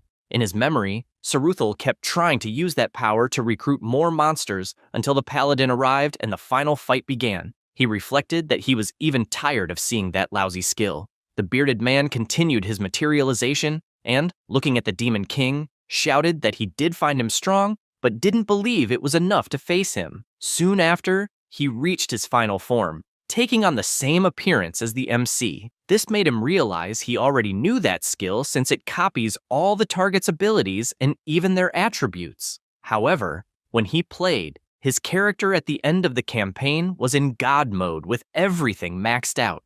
The strength was absurd, and the dodge was almost impossible, so if he slipped up, he took a single hit and was dragged away. Thinking about that relieved him, since what was copied was nothing more than the current Kratos, and excited, he knew his skills currently were not that impressive to be copied. The boss did not waste time and went on the attack. Only after seeing Saruthul transform did he activate the system that asked him to use happiness points to improve attributes, and currently, his stamina was at 30%, mental strength at 20%, physical strength 20%, dexterity 20%, and magical power 20%. Since he currently had 302 happiness points, he used 50 of those points to raise his dexterity to 30%. At the same moment, he dodged the attack and landed a punch right in the boss's stomach. Saruthul feels the blow very strongly, but tries to attack once more, thinking it was luck. However, the MC spends another 50 happiness points to increase his strength to 30% and counterattacks with both punches colliding. But the one who feels the blow is the boss, who starts screaming in pain and asks how the Demon King didn't feel anything. He replies that it's also necessary to use your head, since to plant you need to be smart.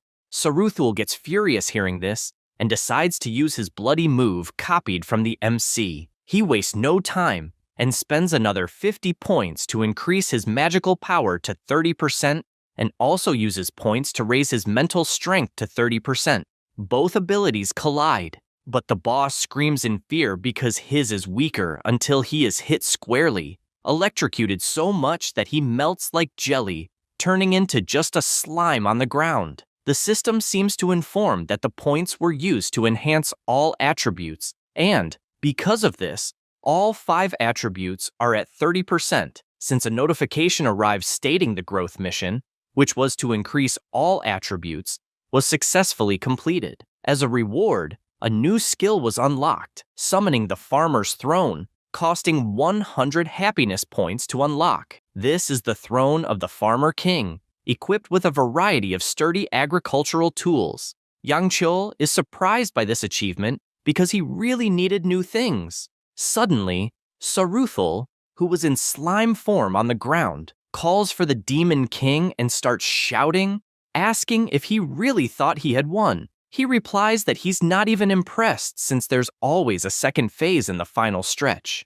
The boss transforms again and says that this is his true form, turning into the ancestral power of the evil dragon. The MC is surprised and admits that seeing it live is even more insane, and that his attack power and health bar are no joke. Then, with a smile, he says, the fun is about to begin since the general, along with the other soldiers, arrived kicking down the door ready for battle. Excited, he asks if he's going to face them. The dragon stares at the army and, worried, asks if maybe they want to have a chat first. But it's no use because the agricultural army charges full force. While attacking, they shout furiously about how someone could interfere with their plantation, and all Saruthul can do is beg to be spared. The MC just watches from afar and imagines that if he fought alone, he might even win, but believes taking a life with his own hands would be a bit much, and is surprised since everyone is insanely strong, even though they're hungry and have been fighting for a long time without anyone dying yet. After winning the battle, the Farmer's Throne skill was unlocked, and the remaining happiness points dropped to 2. The MC wastes no time and summons his new skill.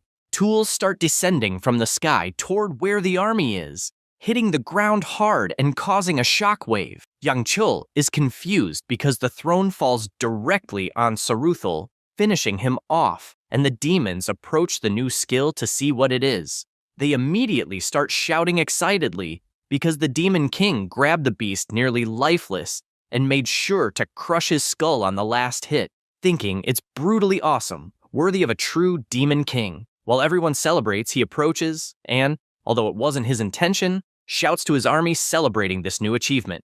Meanwhile, in the demon realm, Asura is still on the cross along with Ficamir until the creature becomes a poor soul, saying it's time to go to heaven since his master was defeated, leaving only the general on the plowed field. Now the potato sprouts have germinated, and the pests threatening the harvest were eliminated. Then, excited, the MC shouts that it's time to plant. However, before leaving, the Ice Heart starts making noise, catching the Demon King's attention. The system informs that there was an active mission: defeat Saruthal at the Cliff of the Dead. 20 attempts were completed. Seeing this surprises him, since apparently the 19 previous times he achieved this feat in the game were also counted. Then, as a reward, a secret event was activated. The heart of ice begins to tremble, and it is reported that a sealed origin trapped in the heart of the spirit of ice has awakened due to misuse. Smoke starts to come out of the crystal until it opens. He decides to approach, not knowing what it is, and sees a creature coming out of it. He wonders if it is a dragon, and the creature, looking at the Demon King, just smiles, growling cutely. He starts walking toward the dragon, and the animal wonders if that being is its father. He stretches out his arms and takes his hand. The dragon imagines that when it hatched from the egg, it was all dark and terrifying, and believes that finally, its father has come to fetch it. However, the face Jiang Qiul was making was terrifying, and even though he called it cute, the dragon was terrified, wondering if that was really his father. The whole army starts to return to the Demon Kingdom, implying they plan to devour the animal at once. The dragon begins to worry, since the situation feels strange until the MC shouts, asking if they are idiots because they need to let it grow first to have more meat. Then, the creature starts crying, wondering if its father will really eat it. Yang Chul notices something upon returning and sees several children excited to see their parents come back, along with other demons celebrating the king's return. Families are happy with the reunion, and the dragon finds this strange since everyone is exuding a very good warmth and concludes that the creatures no longer seem scary. However, he quickly changes his mind when he looks at the Demon King's face, as he finds it terrifying indeed. Inside the castle, the dragon is trembling with fear in a corner of the room. He decides to look back and sees his father's terrifying expression and, because of that, starts trembling again, increasingly sure they are waiting for him to grow so they can eat him. Meanwhile, the MC is worried because he has no idea what to feed the baby and doesn't really know if a baby dragon eats lapidated yolk or something like that. At that moment, Zephyrus approaches saying, "As I predicted, I am having difficulties forming the garden beds." He thinks it sucks because he had already imagined this. After all, to plant, they need to make little mounds of soil between the crops or on the edges of the cultivated areas. However, something obvious is necessary, like soft soil. The agricultural troop is suffering. One of them asks if that really is soil because it looks more like a quarry. Another complains that his pickaxe simply broke. The baby dragon, seeing this, suspects that everyone has been enslaved and that he will be next. Jiang Chul looks worried since the place looks more like a mine than a plantation, and thinks that if things continue this way, it will take an eternity to remove those stones. He also starts thinking that if he uses the entire agricultural troop every single day, the chunos they prepared as rewards will run out quickly, and even with reinforcements from other lords, he believes it won't be solved so easily. He gets furious because he really wanted to be the MC of another manga that summons magical beasts, since he would just summon a giant wombat that would clear all those stones. He thinks about this and looks back, realizing how hard Flute is working despite all the difficulties. And observing this scene, he concludes he needs to stop whining and just think of a way to solve the situation since real agriculture has these difficulties. 7:214. Suddenly, the demons shout, "Blade Gale!" And this catches his attention because a giant hurricane formed in front of him, getting closer every second. He gets furious seeing this because he had completely forgotten that the Blade Gale was a random event that appeared in that desert area. He also knows that if caught by the hurricane, he will be sliced like sashimi in seconds. Because of this, he shouts for everyone to dodge and hide behind the rocks. Immediately, the agricultural troop starts running to a safe place, and Zhang Qiu does the same, thinking it's all crap, since even though the blade storm is far away, the force is still absurd, and concludes that the tension in the game doesn't compare to the terror in real life, since natural disasters are the biggest enemy of agriculture. While they were running, Flute starts running back, and that leaves the MC confused as to why she's doing that. She goes toward Asura, shouting for him since he's in the path of the hurricane. The girl's father starts shouting for her, but the MC just hands him the baby dragon and runs off, giving the order to protect the creature properly and that no one is to follow him or they'll be punished. Bale, worried, starts shouting, asking the Demon King not to do it since it's too dangerous. He, concerned, imagines that he is aware of the danger despite not wanting to lose his favorite lightning rod as well as one of his best assistants. And since agriculture was never a fairy tale of picking apples while smiling at the sunset, Flute reaches the cross and starts trying to pull it. Asura, seeing that, yells at her to get out of there since he can't do anything about it. The hurricane gets closer and closer, just like the MC, who is aware that farming is a fight to survive, so it's a war. With a seed in hand, he yells at Flute to get out of there immediately, and with a flying kick he breaks the cross, which starts to fall instantly, making Asura faceplant into the ground. The effect of the hurricane already starts hurting the Demon King, as well as the little girl who stubbornly tries to undo the knot to free the general, even getting hurt by the blades. He, seeing that, calls her an idiot since that knot can hold even the 4 generals, and it's not something she can undo, so she should run away immediately. At that moment, her body is pulled, but it was Zhang Qiu who grabbed her and the cross despite the strong wind pressure. The baby dragon keeps watching and imagines that his father isn't that strong, since he can feel the strength of the creatures. He screams with all his might, since he is being pulled by the hurricane and still keeps running with all his effort.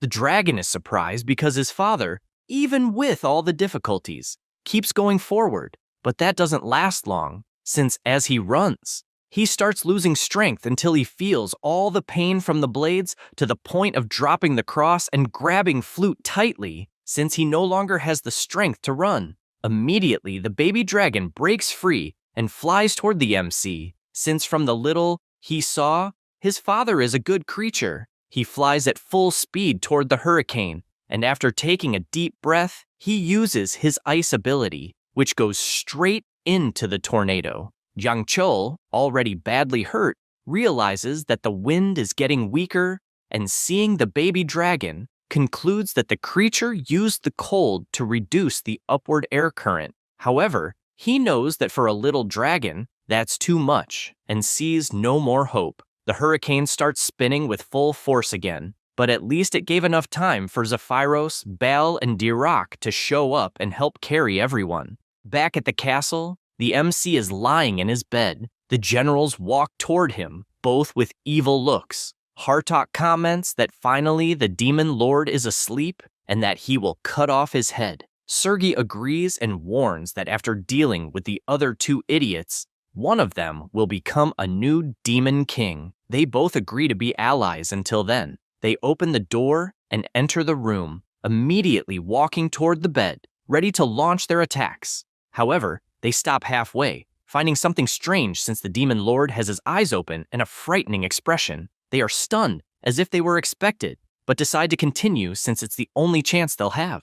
However, Baal and Asura enter the room, asking what the 2 think they are doing. The big guy warns that the demon lord is sleeping peacefully and that they should not disturb him. He also comments on the face he makes while sleeping. which is scary enough to be worthy of being called Demon Lord even while asleep. Saying that, he emphasizes that if they disturb the master's sleep, they will regret it. The one with the monocle admits he understands the musclehead saying that, but asks if Asura is in the same situation, wanting to ally with the Demon Lord who wants them to farm. He responds that he's not very excited about it, but owes his life to the MC, so he's just paying what he owes. Hartok then asks if he still hasn't realized that the farming potatoes thing is only causing problems, and is sure that besides not working, it will cause everyone to starve. So he wants to know if he doesn't mind that.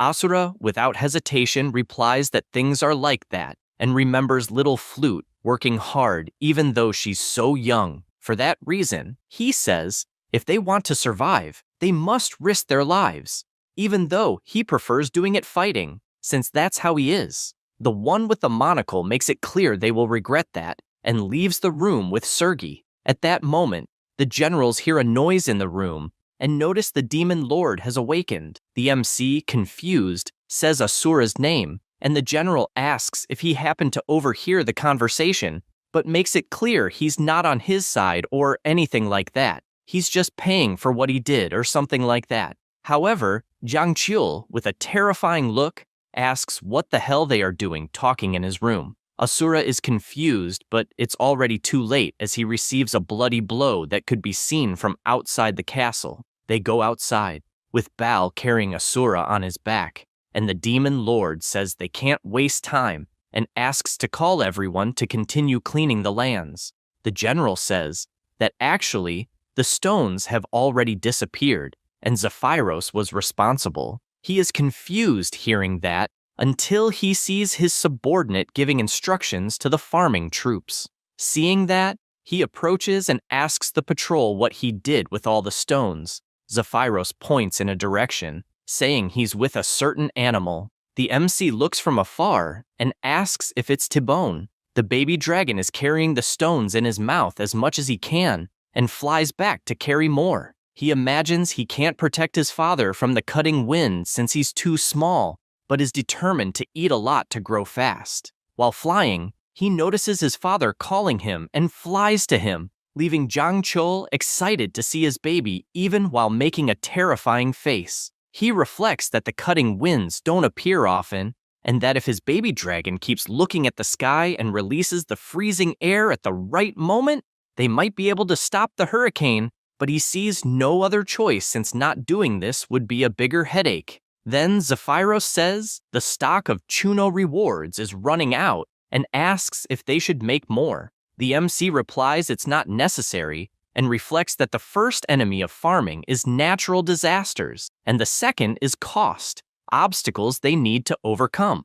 Meanwhile, in the castle, Sergei is resting in her room until she removes her helmet. She, who is a beautiful blonde, shakes her hair and comments that the smell of manure does not go away even after so many days without going to the fields.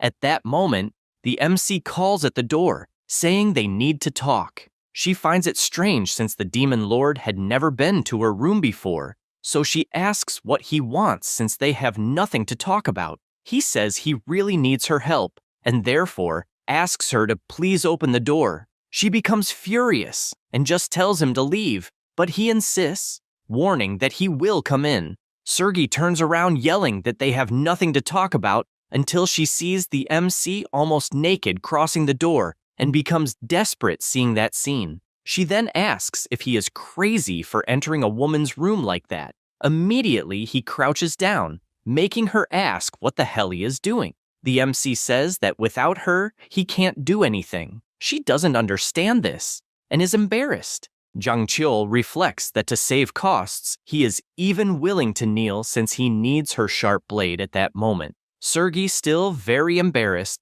says that if he needs it that much, she is willing to listen. He quickly notices her reaction and can't believe she suddenly became like that. They go to the warehouse and stand in front of the potatoes. The MC asks her to cut the potatoes since they need to cut them in half to plant. She hears this and becomes extremely angry, thinking she was tricked.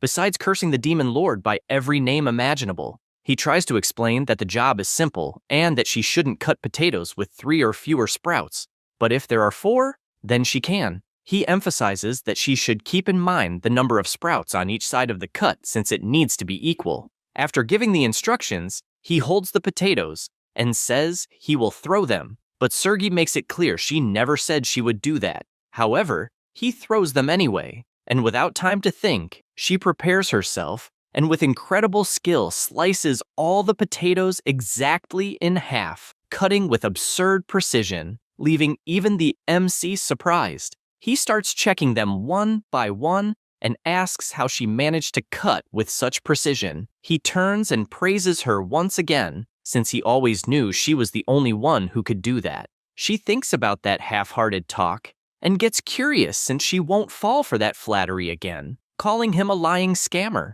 Immediately, he stands up with a frightening aura and approaches her. Then, he takes a cloth and wipes his sword until it shines. The general feels embarrassed and asks what he is doing. He replies that potato juice fell on it and it needs to be cleaned. She, dying of embarrassment, wonders if the Redamoinho is crazy since she doesn't understand why he is acting like that, besides that look which is sincere, warm, and deep. The MC notices the sword is very clean and admits that it's a good feeling, imagining that if the knife isn't cleaned well, diseases could spread to the potatoes, so it must be cleaned carefully. He approaches her again, and with his charming gaze asks her to please help since she is the only one who can do that. Inside, he thinks she is the only demon who can cut the potatoes while helping to store the chunos. Sergey, still shy, takes a deep breath and agrees to help this time. Inside, she calls the demon lord silly. He is happy with her answer and says he will fetch some boiled water and clothes to spend the whole night cutting together. She just doesn't understand why the demon lord is so excited, calling him silly again. After that, they continue cutting all the potatoes, and Hartok watches from afar, seeing the two in complete harmony slicing all the potatoes. He gets angry at this, thinking that Sergey is also one of the lower fools volunteering to serve the demon lord, just because she heard some compliments. Meanwhile, under the scorching sun, Asura is still on the cross, wondering what the definition of living is, and doesn't know what motivation a lightning rod has to keep going, since that hard life isn't worth it. Then Flute approaches and says that the elders have saved chunos for him, and asks him to play the game of throwing the chunos. He calls the brat and asks if she really believes that a great general like himself would play a game with a lower-class demon, and warns that he will devour her alive if she gets close.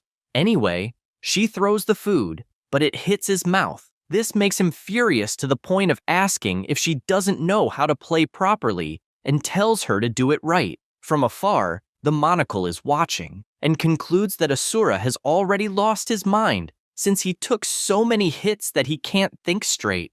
Then he turns around because someone is shouting. It was the MC warning that they will finally plant the potatoes in the field. Hartok watches them, and concludes that he never expected anything from him. At the same moment, the agricultural troupe begins to thank Sergey for having cut all the potatoes for them. She, a little embarrassed, replies that she didn't cut them for them. The monocle notices her expression and asks what kind of look that is, since it's not the expression of a great demon general. He also notices the lower demons crying because of the potato seeds and asks if they aren't ashamed of that. He concludes they are all idiots and inwardly announces that the greatest intellect of the demon race will take the throne of the demon lord. Meanwhile, the MC instructs to keep planting since soon the sprouts will grow and pierce the soil. He also warns that when this happens, they should start cutting the sprouts. Baal says he is very good at cutting, but the demon lord tells him to shut up and explains that each seed can produce 3 to 6 sprouts. With this explanation, he asks what is better, more or fewer sprouts. The demons respond that more is better, but the MC says they are wrong because fewer is better. They get confused and ask why fewer is better since more is always better, and believe that the demon lord must have gotten confused. Hartok, observing the matter, gets irritated and calls everyone bloody idiots. Then he asks them to think a bit, because if there are too many sprouts, they will steal nutrients from each other. In other words, the potato itself will have fewer nutrients. Jang Chul hears this from afar and admits being surprised, asking how Hartok knows this and if he happened to have cultivated before. He replies by asking if they really need to learn something so basic and explains that the sprouts and the potato share nutrients, which is obvious. The MC asks how many would be ideal, and he replies that the obvious answer is 2, but thinking a little more, he concludes that from a practical point of view, they could assume 1 is ideal. However, if that one breaks the potato's root, it could die. He also suggests they could create healthy soil artificially by adding fertilizer and tilling the land to improve air circulation.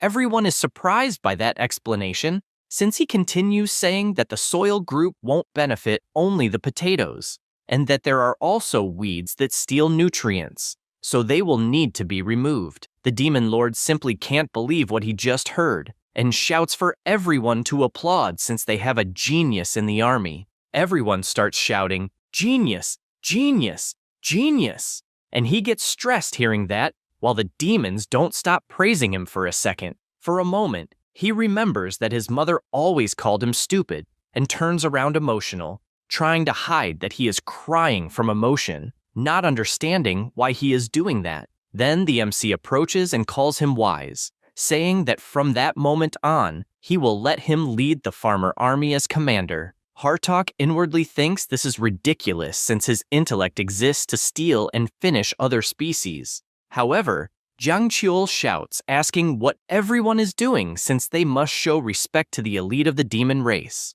Everyone starts shouting that the general is the elite of the elite, and he, furious, thinks inwardly that everyone is inferior, but with posture, orders them to follow him from that moment on, imagining he will lead just a little since everyone before him doesn't stop shouting, celebrating the new leadership.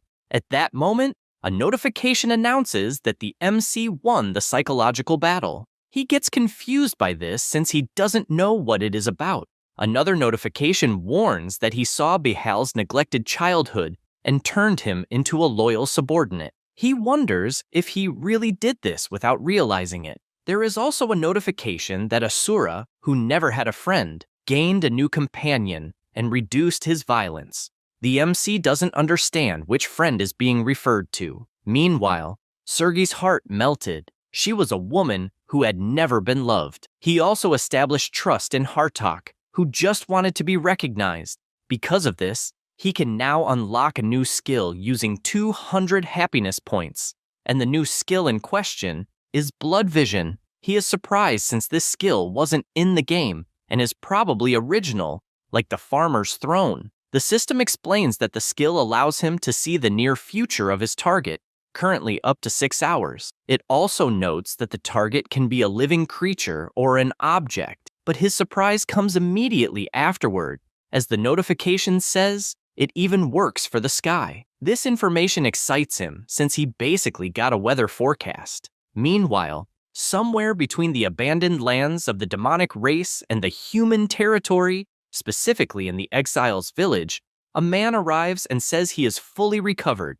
His subordinate greets him, saying it's a relief to see him well. Revi thanks him for all the care and confesses he wishes to be born with a stronger body next time. Deal laughs and replies that he wants to be rich like a noble who can boss others around. Revaj finds that funny and turns to Kimchi, telling him they plan to return to the kingdom and asks if he wants to come along. He, with a serious expression, says he isn't sure, since, as he said before, he doesn't remember who he really is and hasn't lived among humans because when he first appeared in that village, the residents did not welcome him well. For that reason, he questions if someone like himself would really be accepted anywhere. The two watch for a moment until Raivai suggests he start by wearing different clothes. However, this doesn't happen when Dial asks if the hero really doesn't want to take off the strange clothes. The emissary believes Kimchi must really like them. However, the hero, in his thoughts, says he really wants to change clothes, but doesn't understand how they simply won't come off. as if they were part of his body. Rivaj thanks a resident for the kindness and says that living there just for being a descendant of an exile is very cruel, and explains that when he returns to the kingdom, he will tell the king the story. Kimchi observes this and imagines that Guy is a noble who is exploring the territory near the demons by royal order, and he is indeed not a proud person, but a kind and respectable one. This makes him wonder who he himself was, and concludes that he only remembers following orders and finishing others non-stop. Thinking about this makes him lower his head, since he doesn't know if he could do anything besides finishing others. Back in the demonic kingdom, the agricultural troop begins to see the sprouts growing and shouts in celebration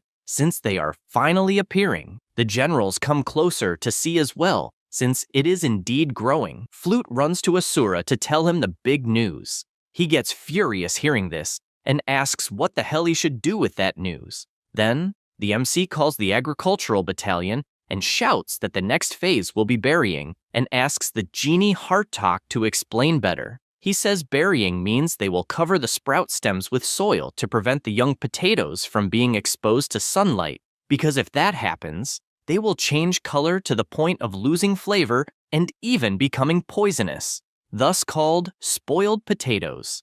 Jiang Chul asks for applause, since that explanation was brilliant, which embarrasses the general. Then he looks up to check the weather that day, and thinks he ended up investing 200 happiness points in the weather forecast, and his blood vision has already evolved, with the activation condition being to stare for 200 seconds without blinking. However, he starts to make a face like a stray dog, since his eyes are burning, besides being tiring. The lower demons see this and believe that the demon king is crying with happiness because the sprouts have grown. After a while, the skill is finally activated, and for the next 6 hours, the weather is expected to be predominantly clear and dry, suggesting that it might be a good idea to put away the humidifier. The MC finds this interesting and tells Tibone that he will be able to rest well since there won't be that absurd windstorm. At this moment, Zephyros approaches and says he has an urgent report to give, explaining that the subordinate of the second Star Master has returned. They then return to the castle, and Lafloa soon introduces himself, saying he received the message about the ceasefire in agriculture and reports that the third Star Master, Ruster, attacked them, claiming that the Demon Lord has weakened and that he must take his place. The MC gets irritated by this because demons are all the same. Zephyros says that indeed, this is a problem, because if the third Star Master subjugates the second Star Master and they join forces, they won't be able to deal with them so easily. Jiang Qiul agrees and says that although they are low level, their numbers are absurd. He reflects that he needs to find a way before the second Star Master falls, even though he can't leave agricultural work abandoned for too long. The area under attack by the third Star Master is a subterranean abyss of the dead, also known as the Swamp of Decay, which compared to the game map is actually 10 times bigger and ridiculously far away. He goes to the abandoned opposite side, which should give bonuses in the game, and is located in the Demon Lord's castle, but it's not working. This makes him wonder how he can solve this and take care of agriculture at the same time. He stops to reflect, not exactly knowing why he's getting worried, and with his devilish face thinks that since he is the Demon King,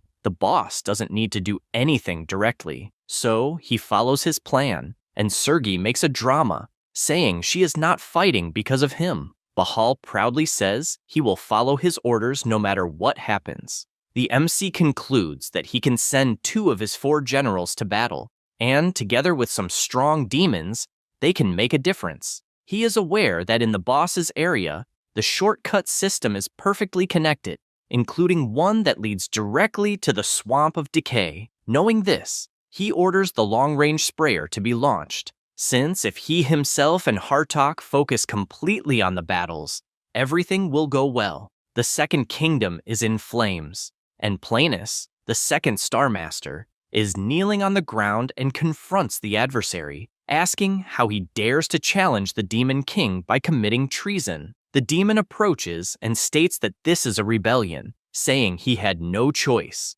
This is Ruster, the third Star Master. He says that stopping that war will only bring ruin to their race.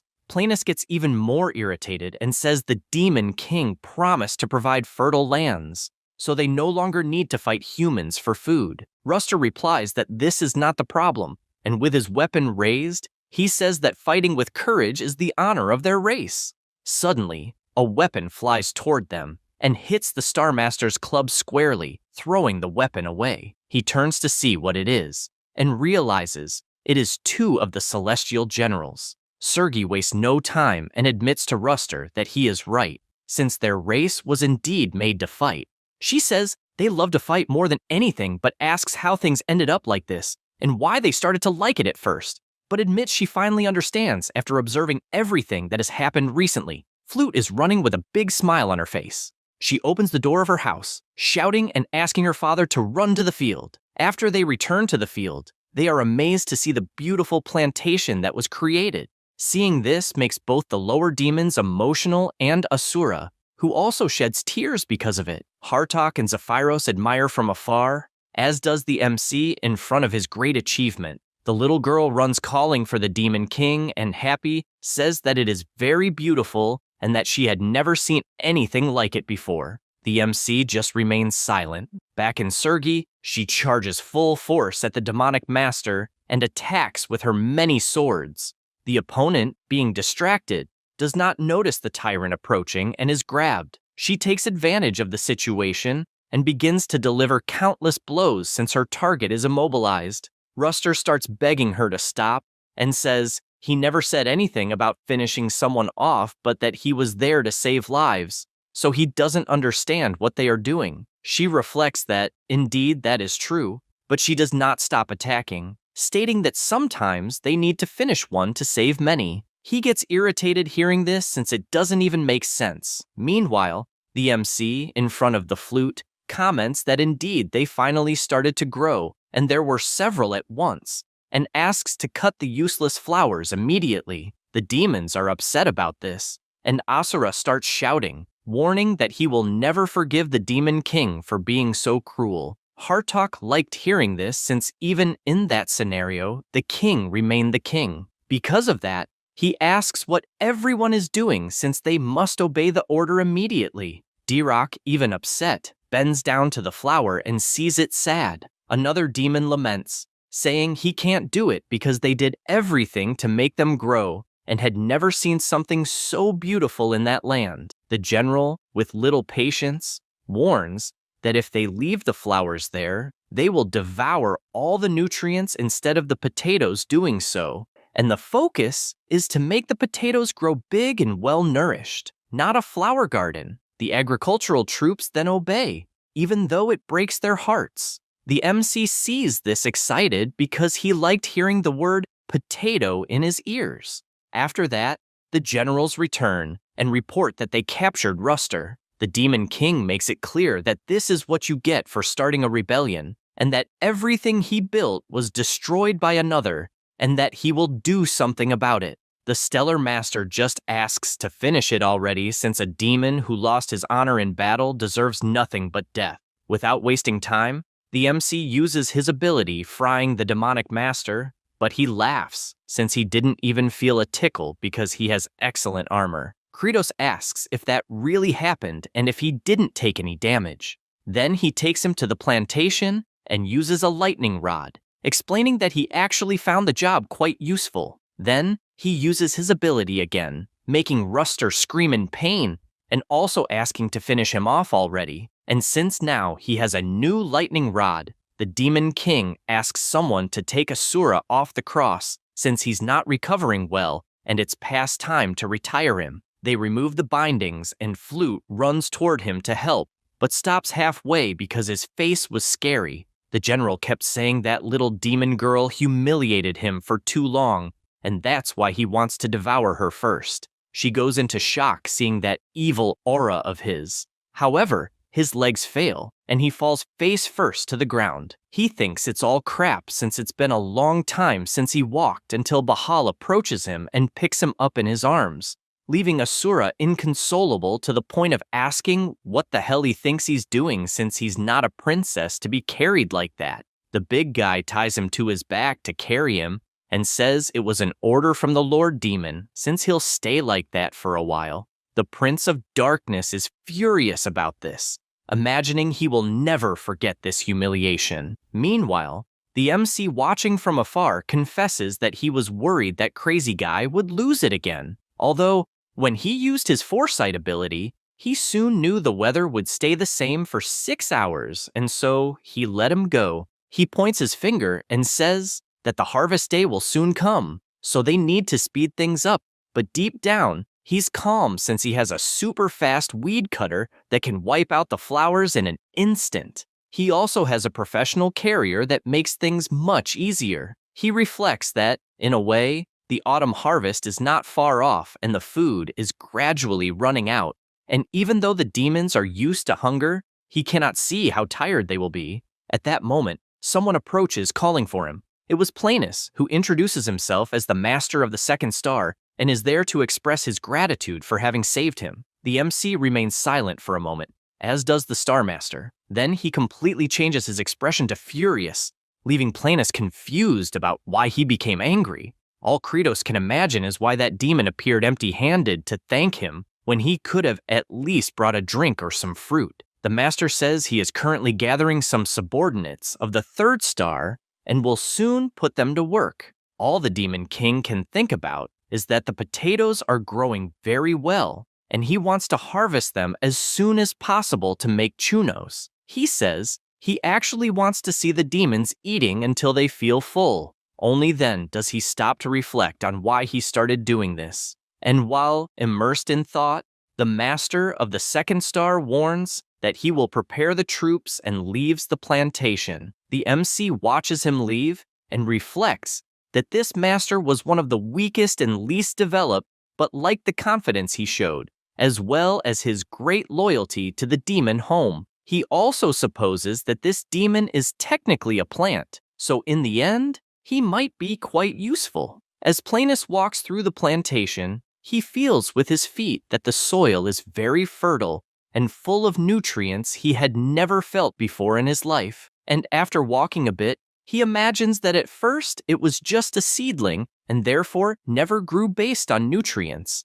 But he found that soil completely different because it was cultivated by Lord Kratos. He uses his power and begins to root himself on the mountain and concludes that he can become stronger in that terrain to the point of becoming the Demon King. He thinks about this, and his roots start to grow throughout the territory.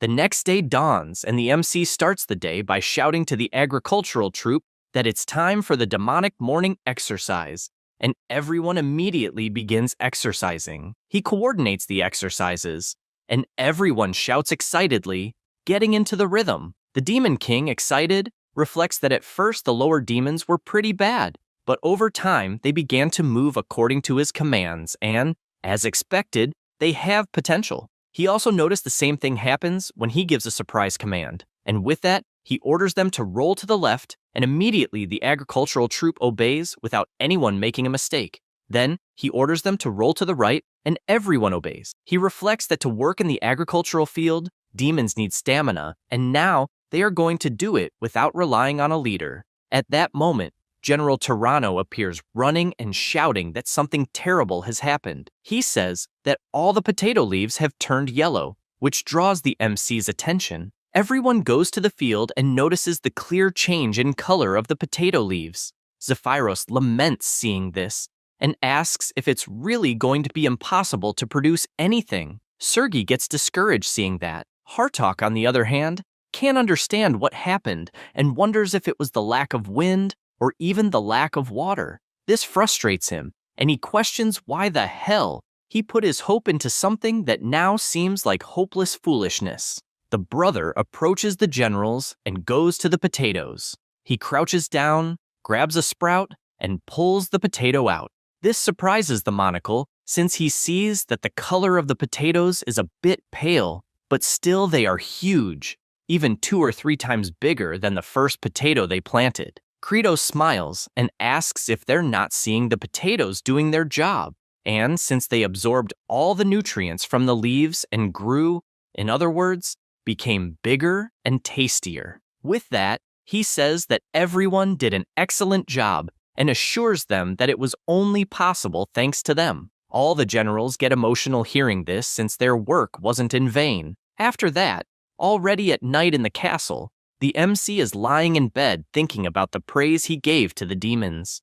This makes him remember his past life, when he had planted a tomato plant, and his grandmother said the tomatoes were growing very well, and praised Yang Chul, saying it was thanks to him. The next memory was of her entering the ambulance, and all he could do was scream desperately seeing his grandmother intubated. After reflecting on this a bit, he turns over and starts thinking that such sentimentality is useless, since as a demon king, who is supposed to be such a cold being, he shouldn't feel things like that. He is also aware that soon they will have hundreds of potatoes to eat, but they still can't let their guard down, since if they rely too much on potatoes, they could literally end up starving, and if there is any plague on them, just like the famine in Ireland. In other words, he is aware that the potatoes will solve the problems for now, but they will have to plant other types of seeds soon. Suddenly, he feels a strong tremor and gets up,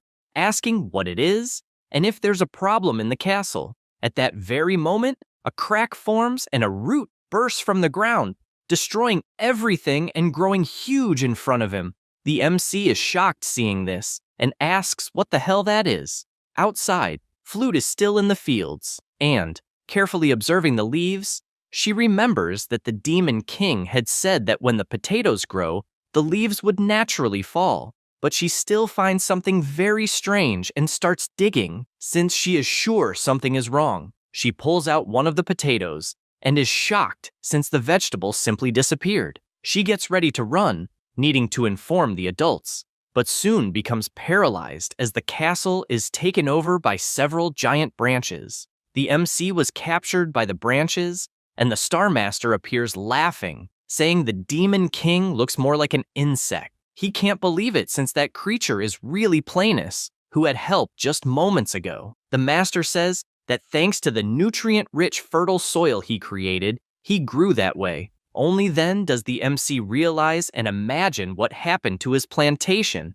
and this makes him furious, screaming that he is a bastard and still wanting to know what the hell he did to the plantation. The Star Master asks if by any chance he's angry and what he's going to do about it. He says this and, moving the MC from one side to the other, throws him hard to the ground, seriously injuring him right away. Meanwhile, the generals are running around desperately trying to understand what's happening, while Bahal asks to be released since he needs to save the Demon King. Sergi and the Asura ask if he's crazy, since even if they tried to do something, it would be impossible against that star demon. However, the Tyrant General doesn't care, emphasizing that indeed, the Demon Lord is weak, and he found this out when he was helped by him, and for that reason, he is an extremely fragile being. The destruction in the castle continues until Planus takes his colossal form after absorbing so many nutrients from the earth, and the MC has nothing to do, just falls from that great height. The generals look up, and Zephyros is shocked, asking if that creature is really Planus. The Star Master commands everyone to pay attention, and with his horrifying voice, announces that Kratos is dead. All the generals can't believe it, nor can his servant and the baby dragon. The lower demons are also frustrated by this, especially Flute, who bursts into tears. Planus continues his announcement, saying that he should remember the old demon law, that power belongs to the strongest, and for that reason, he declares that from that moment on, he is the new Demon King, and orders everyone to bow before absolute power. Hartok reflects on the situation and realizes that it's possible to feel that the Star Master absorbed all the nutrients from that land, and since Kratos is out of action, that being is the strongest. Because of this, he bows, thinking that demons always follow the strongest. Sergi is frustrated with this situation and also bows, as do Bihal and the Asura. Zephyros simply can't believe the situation he's in, and the Asura asks what he's waiting for, since he must show proper respect. Four Eyes, seeing no other option, also bows, and everyone is bent before that colossal demon, and all Zephyros can do is cry for the death of his king. Meanwhile, the MC finds himself in another place, and his mother calls him from when he was a child, asking to play hide and seek. He finds that day strange and asks if it's a dream. His mother asks him to close his eyes tight, that she will count to 10, and only then should he try to find her. The child starts counting, and after finally reaching 10 starts asking where his mother is, since he can't find her. He begins to scream in despair, begging his mother to come out, and asks if by any chance counting to 10 again will make her appear. Kratos watches that scene with his head down, since all his child self could do was scream for his mother,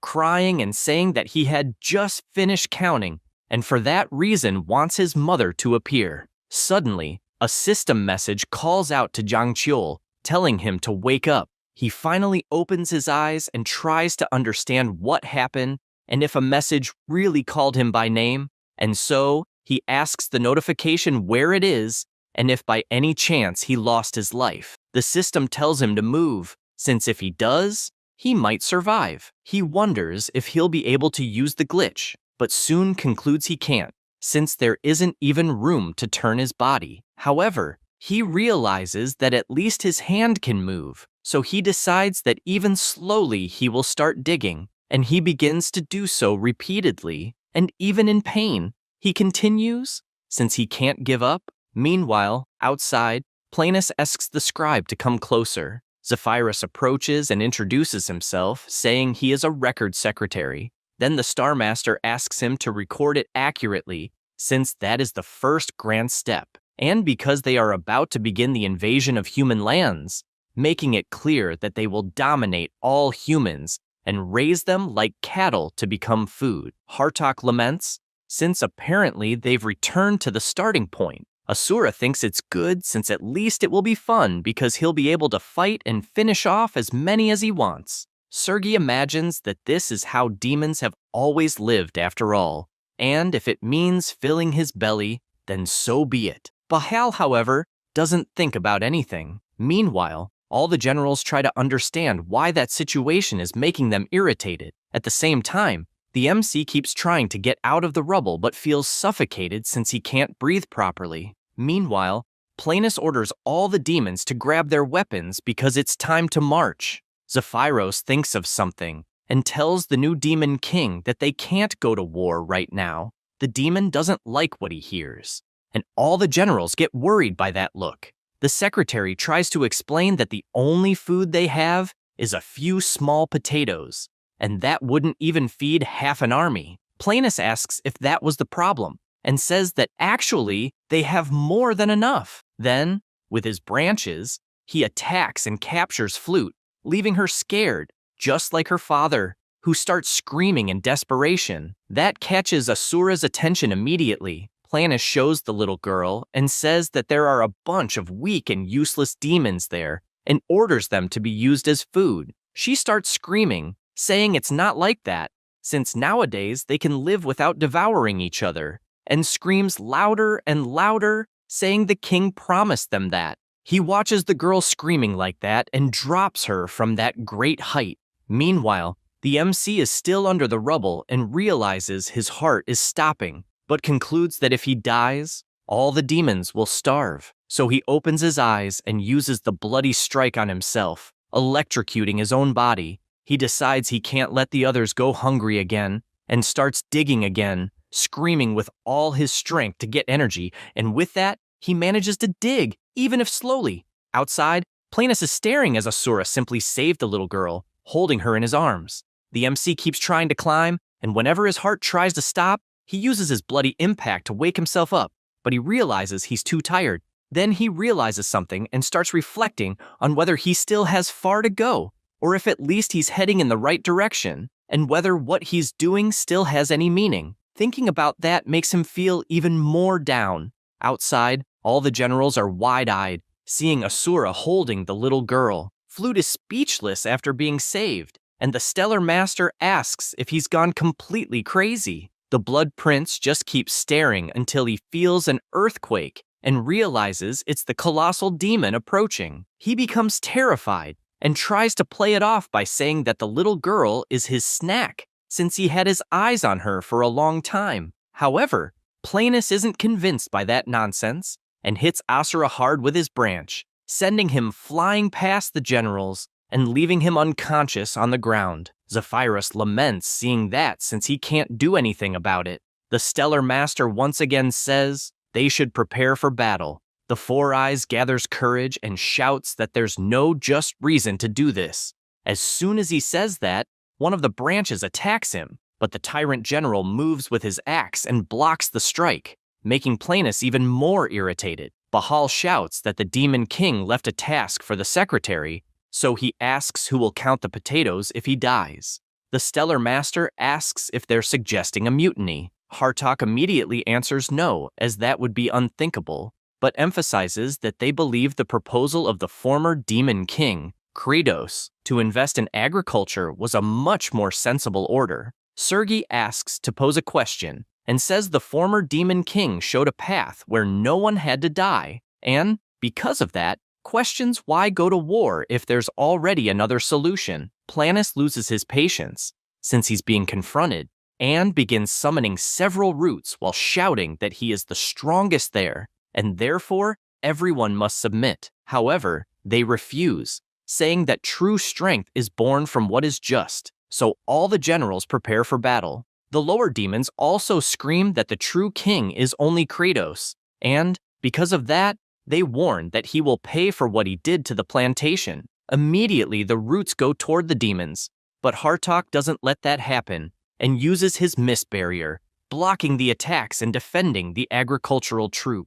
Bahal places Sergei in his hand and throws her into the air, giving her the chance to slice all the branches that were attacking. Then she looks directly at Master Esteller and shouts that she will start by ripping out his eye first. However, he finds this funny, and besides blocking the attack, also captures the generals with extreme ease.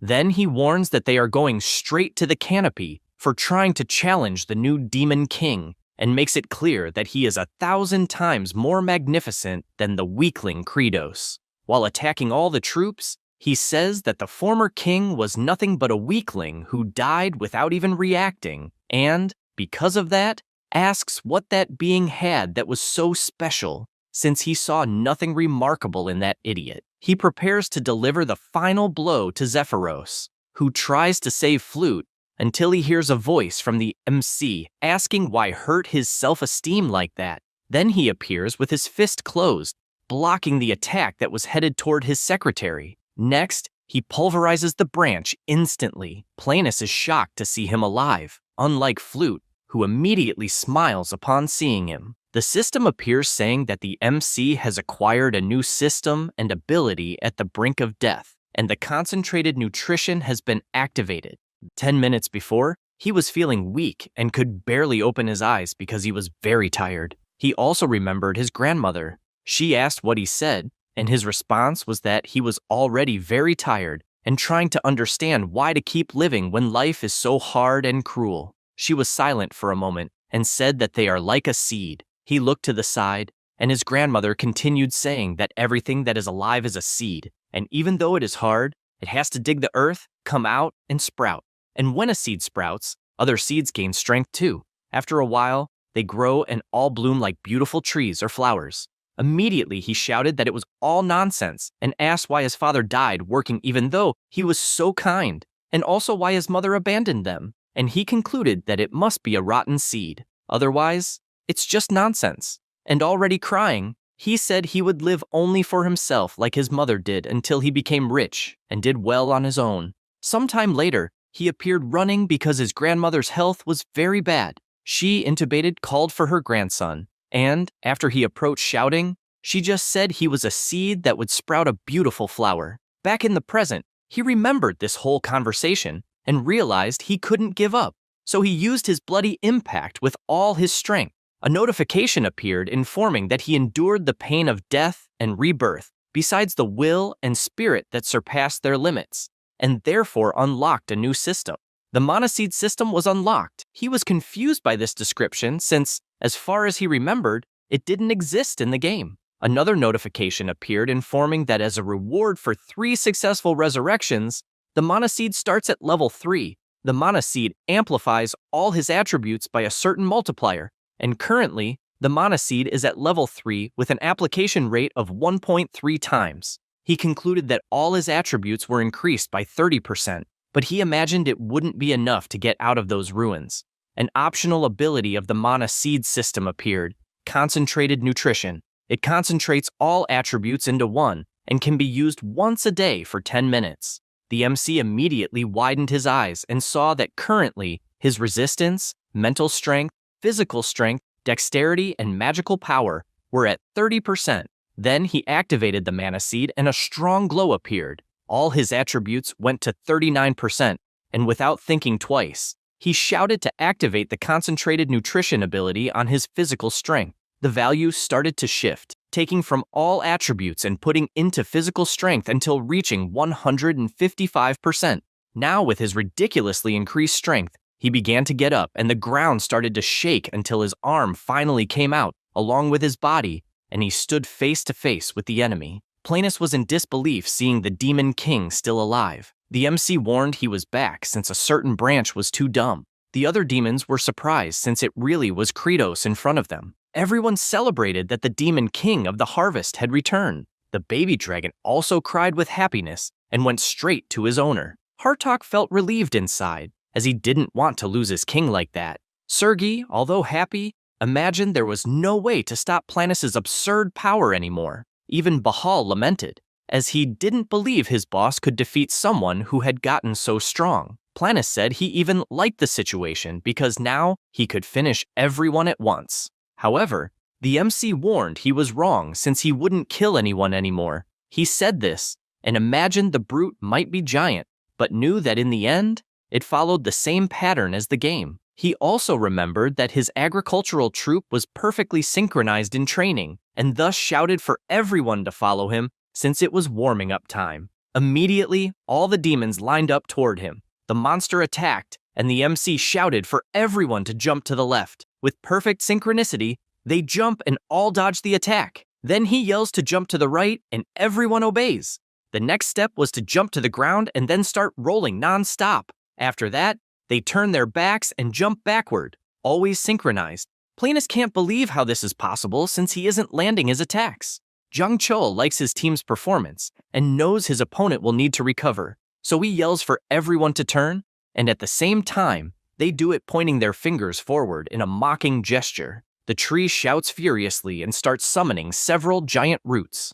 The MC likes what he sees since his opponent entered Berserker mode and knows that until now, he used the game's rules. But from now on, the rules they will use are from real life to finish the opponent, so he orders T-Bone to advance. The baby dragon pulls out the whole cell and uses his Ice Breath ability, hitting Planus' face squarely. The MC thinks that even with his strength boosted, punching a bunch of wood wouldn't do any good, but he knows that after all, his enemy is still a plant, and if he freezes it all with extreme cold, the internal volume will expand and the tissues will tear from inside, and that is what happens since the roots start cracking. He likes what he sees, and while the baby dragon passes by the roots, they keep breaking more and more, leaving the fig tree confused about what is happening. The MC sees all the destruction he caused and shouts, provoking the opponent, who couldn't stand the pressure. Planus' body keeps breaking more and more, and the baby dragon flies toward his master and grabs his arm since he is quite tired.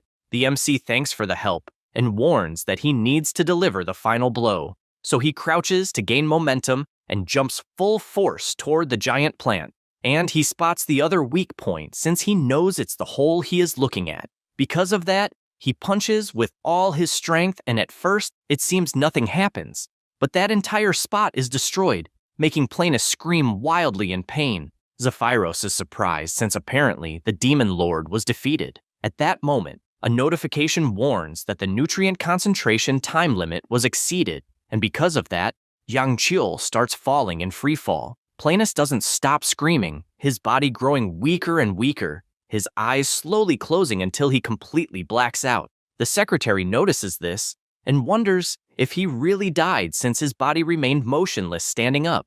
The MC, after falling to the ground, finds it strange because in the game, that tree shattered completely and disappeared, so he doesn't understand why it's still standing, and that draws his attention since it is concerning. At the same moment, a sprout begins to emerge from the ground, and a new form of Planus appears in front of him. He doesn't understand what the hell is happening, and to make things worse, he can't move his body. The demon lord is completely different in his new form, and all the demons become worried about it. He says he absorbed all the incredible nutrients that were in that place, and confesses that he almost died but concentrated part of his power and created a new body. He also notes that he is a seed that simply fell into a poisonous swamp and sprouted like something cursed, and since he has the power of the Demon King, he poisoned the whole world with that venom. He prepares his attack, ordering Kratos to die once and for all, but Bahal appears attacking with his axe, hitting the enemy's neck squarely, but the attack is useless since it barely penetrated 3 centimeters. Because of that, Planus turns furious and hits him squarely with a slap, throwing him far away. Then it's Sergi's turn to attack simultaneously with all her arms, but she also receives a solid hit in the stomach.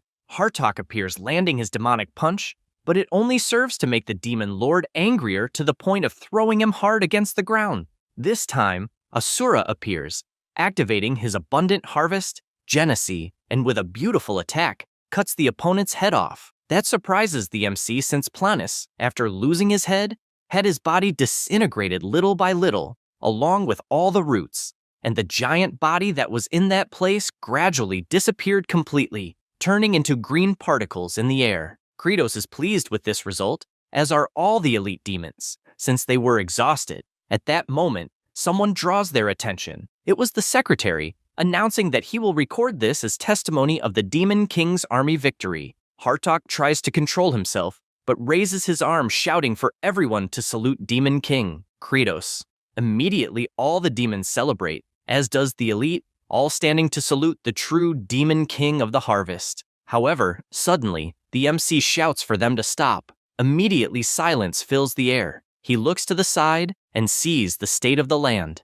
Then he looks forward and notices the condition of the leaves. He falls to his knees, since the entire field was destroyed, and they will have to cultivate everything again from the beginning. And his greatest frustration is that everyone will have to go hungry again. He wonders if, really, after all the mess that happened, they will want to deal with cultivation again. He refuses to accept this since he cannot make everyone work under such cruel conditions. All the demons watch him as he remains on his knees. A green energy ball slowly falls toward a dead leaf until it touches it and revives it, filling it with nutrients. Zephyrus begins to remember the past when many demons were imprisoned, including himself. They kept thinking that nothing else mattered since they were just meat for slaughter. At that moment, a demon arrived, unlocked the cell, and when he opened the door, everyone started running in fear. But this demon was confused because a child in front of him showed no reaction, and the more he looked, the more he saw the child indifferent.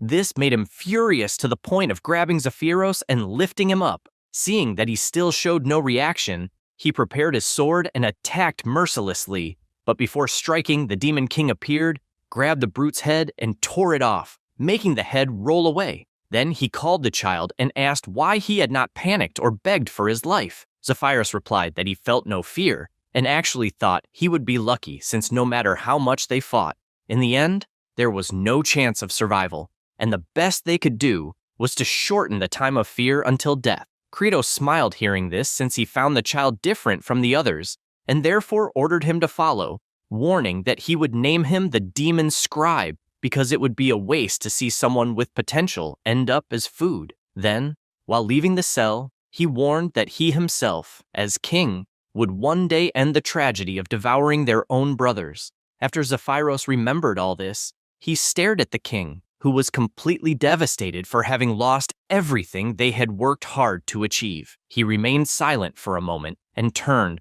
walking to grab a hoe. The elite demons watched this confused and saw the secretary digging the soil as if he had returned to work. This caught Hartok's attention, who immediately shouted to the agricultural troop that it was time to work, since they needed to prepare the soil and set up the beds. Without hesitation, they took their positions and began running with their tools in hand. The MC looked to the side, confused, and saw all his army working the land and humming as if they were happy. He realized he could not keep appearing weak and therefore shouted for the first division to look for any area where the potatoes were still alive, and the second and third divisions would grab hoes to form a line. Then he ordered Sergei to cut the leftover potato seeds, and for Hartok to take command of the first division, besides Asura picking up the tools he would send. Then, with all his strength, he shouted that he wanted to see a bountiful harvest. Everyone raised their tools, asking for the blessing of the harvest. Bahal gripped the rope tightly with his teeth and began dragging the demons in the shape of a plow to prepare the soil for cultivation. Kratos imagines that he had even forgotten that life on the farm has things like natural disasters, pests, inflation, and climate change, besides having war all the time and always needing to dig again. At that moment, something catches Flute's attention since, looking to the side, she notices an intact potato vine. She runs to see and decides to take it, since even though it's just a seed, it will already help. However, even using her strength, she doesn't understand why she can't pull it out. At that moment, a demon grabs her hand. It was Asura who came to help, saying she needs to hold tighter. Then, with both pulling, they manage to uproot it, but they are surprised since a surreal number of potatoes came out along with it. One of the potatoes even heads toward Ruster and hits him right on the head as he was lying on the ground because he was a lightning rod. Asura simply can't believe what he's seeing, just like Flute, who without thinking twice called for the MC and ran to him, showing the giant potato she found. He takes it in his hand, not believing it, and asks if they are real and wants to know where she found them. She replies that she pulled a little plant from the ground and a bunch of those potatoes appeared. After hearing this, he understands what happened, remembering that in the game there was a special scene when they defeated Planus, because instead of death, some sprouts grew there, which meant his nutrients were absorbed by the earth. So, since this demon lord was 1,000 times bigger than normal, the area of effect and the quality also increased. Thinking about this, he shouts for the entire agricultural troop to stop what they're doing so they can dig. They obey and come face to face with several large potatoes, and are unbelieving since apparently the field didn't die and there are potatoes everywhere. Kratos is surprised seeing this since all his demons are holding giant potatoes, and the quantity is absurd.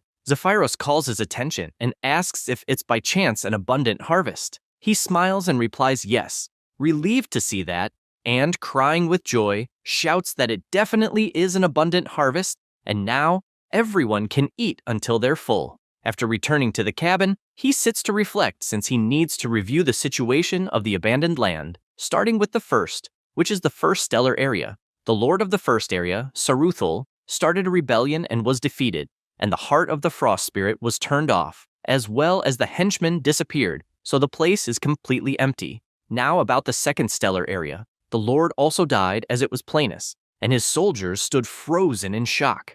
Now, about the third stellar area, the lord of the place is Ruster, who is even already being used as a lightning rod, and only doesn't know if the minions of this demon will be punished for treason. The fourth stellar area belongs to the Cobra Man Tarthu, and he still remembers that in the game he was one of the most loyal. He reflects that it would be easy to summon those who remained from the second area, besides joining with the people from the fourth area, but he also concludes that calling everyone at once could be bad, since before having more hands to help, there would be more mouths to feed, and so he believes he must go slower until the next harvest. At that moment, Zephyros approaches and informs that the preparation of the giant Chunos has begun as ordered.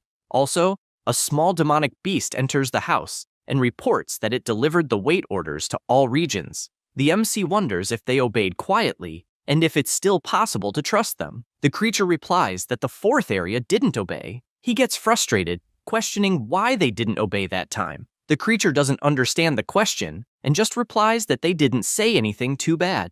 The MC is still confused and asks if it didn't even question the reason for the refusal. The little imp also doesn't understand, as he doesn't know who he would ask that to. Kratos stands up furious, shouting at the filthy lizard since what he wants to know is why the lord of the fourth area didn't obey. The creature panics and replies that when he went to the place, there were only some servants and no one else, and everything was empty. He can't believe he delivered an important message to mere servants, and, extremely furious, imagines he's going to die of anger since it seems like he's talking to some incompetent telemarketing attendant. The secretary, seeing that situation, thinks that even though Kratos is the kindest, he is still a demon lord, and his face remains monstrous. And even if thousands of years passed, no one would surpass that horrid face. He asks to take care of this matter and questions the creature if the servant said anything about the whereabouts of the Lord of the Fourth Area. The flying lizard replies that, from what he understood, Tarthu went to the human territory because he needed to gather human corpses and offer them as fertilizer. The MC hears this and despairs, since as far as he remembers, in the game, it's exactly at that moment that the former paladin awakens and the demon invasion begins, and the powerful paladin decides to exterminate everyone. He concludes that if no demon invades human territory, then the paladin won't attack either, and since the fermented paladin hasn't appeared in a long time, he believes his theory is correct. But on the other hand, if the demon lord of the Fourth Area attacks humans,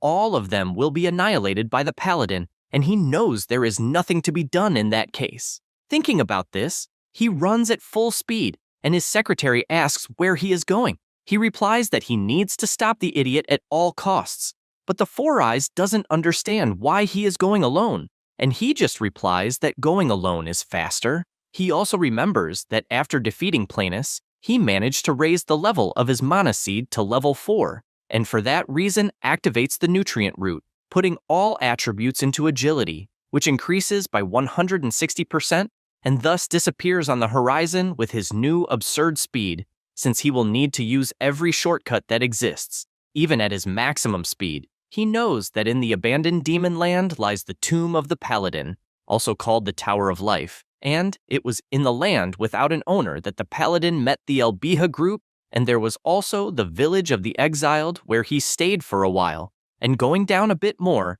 you reach the border between humans and demons called Fortress Magrat. The guards of the fortress spot something and realize the emissary Asrahan has returned, although they don't understand why the guards are not together, and they accuse and call the paladin horrible without knowing who he is. After the group arrives at the gates, the soldiers come down to welcome them. They are received by Wolkos, who is the commander of the fortress. He questions where the soldiers who were accompanying the emissary are. Asrahan replies that unfortunately, monsters appeared along the way, and they barely managed to get near the demon land. The commander says the king's order was to explore the demon land, which is a special mission the king sends every now and then, even though sacrifices happen, and he knows all the warriors were excellent. Then he asks the emissary to enter and rest.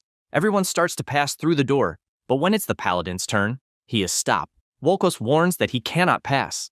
Asrahan and his partner can't believe it. However, Kimchi just looks with his serious gaze, and that is enough to make the commander terrified by that aura. Immediately, Asrahan intervenes, warning that that person is known to the group and even saved him from monsters. Wolkos asks if by chance he forgot the rules, since only those who left through that gate can enter it. Dal approaches, saying there is probably a misunderstanding, and, putting his hand in his pocket, takes out some coins, saying they will give a good compensation. However, this only resulted in a slap in the face and made the commander furious, wanting to know how a horrid creature dares to try to bribe him. The servant just cries with the mark of the face on his cheek, and the commander points his sword at Kimchi, ordering him to take off the cloak and warning that if there is anything suspicious, he will be killed right there. Asrahan despairs, since under that cloak, there is 100% suspicious stuff. The paladin watches his injured friend on the ground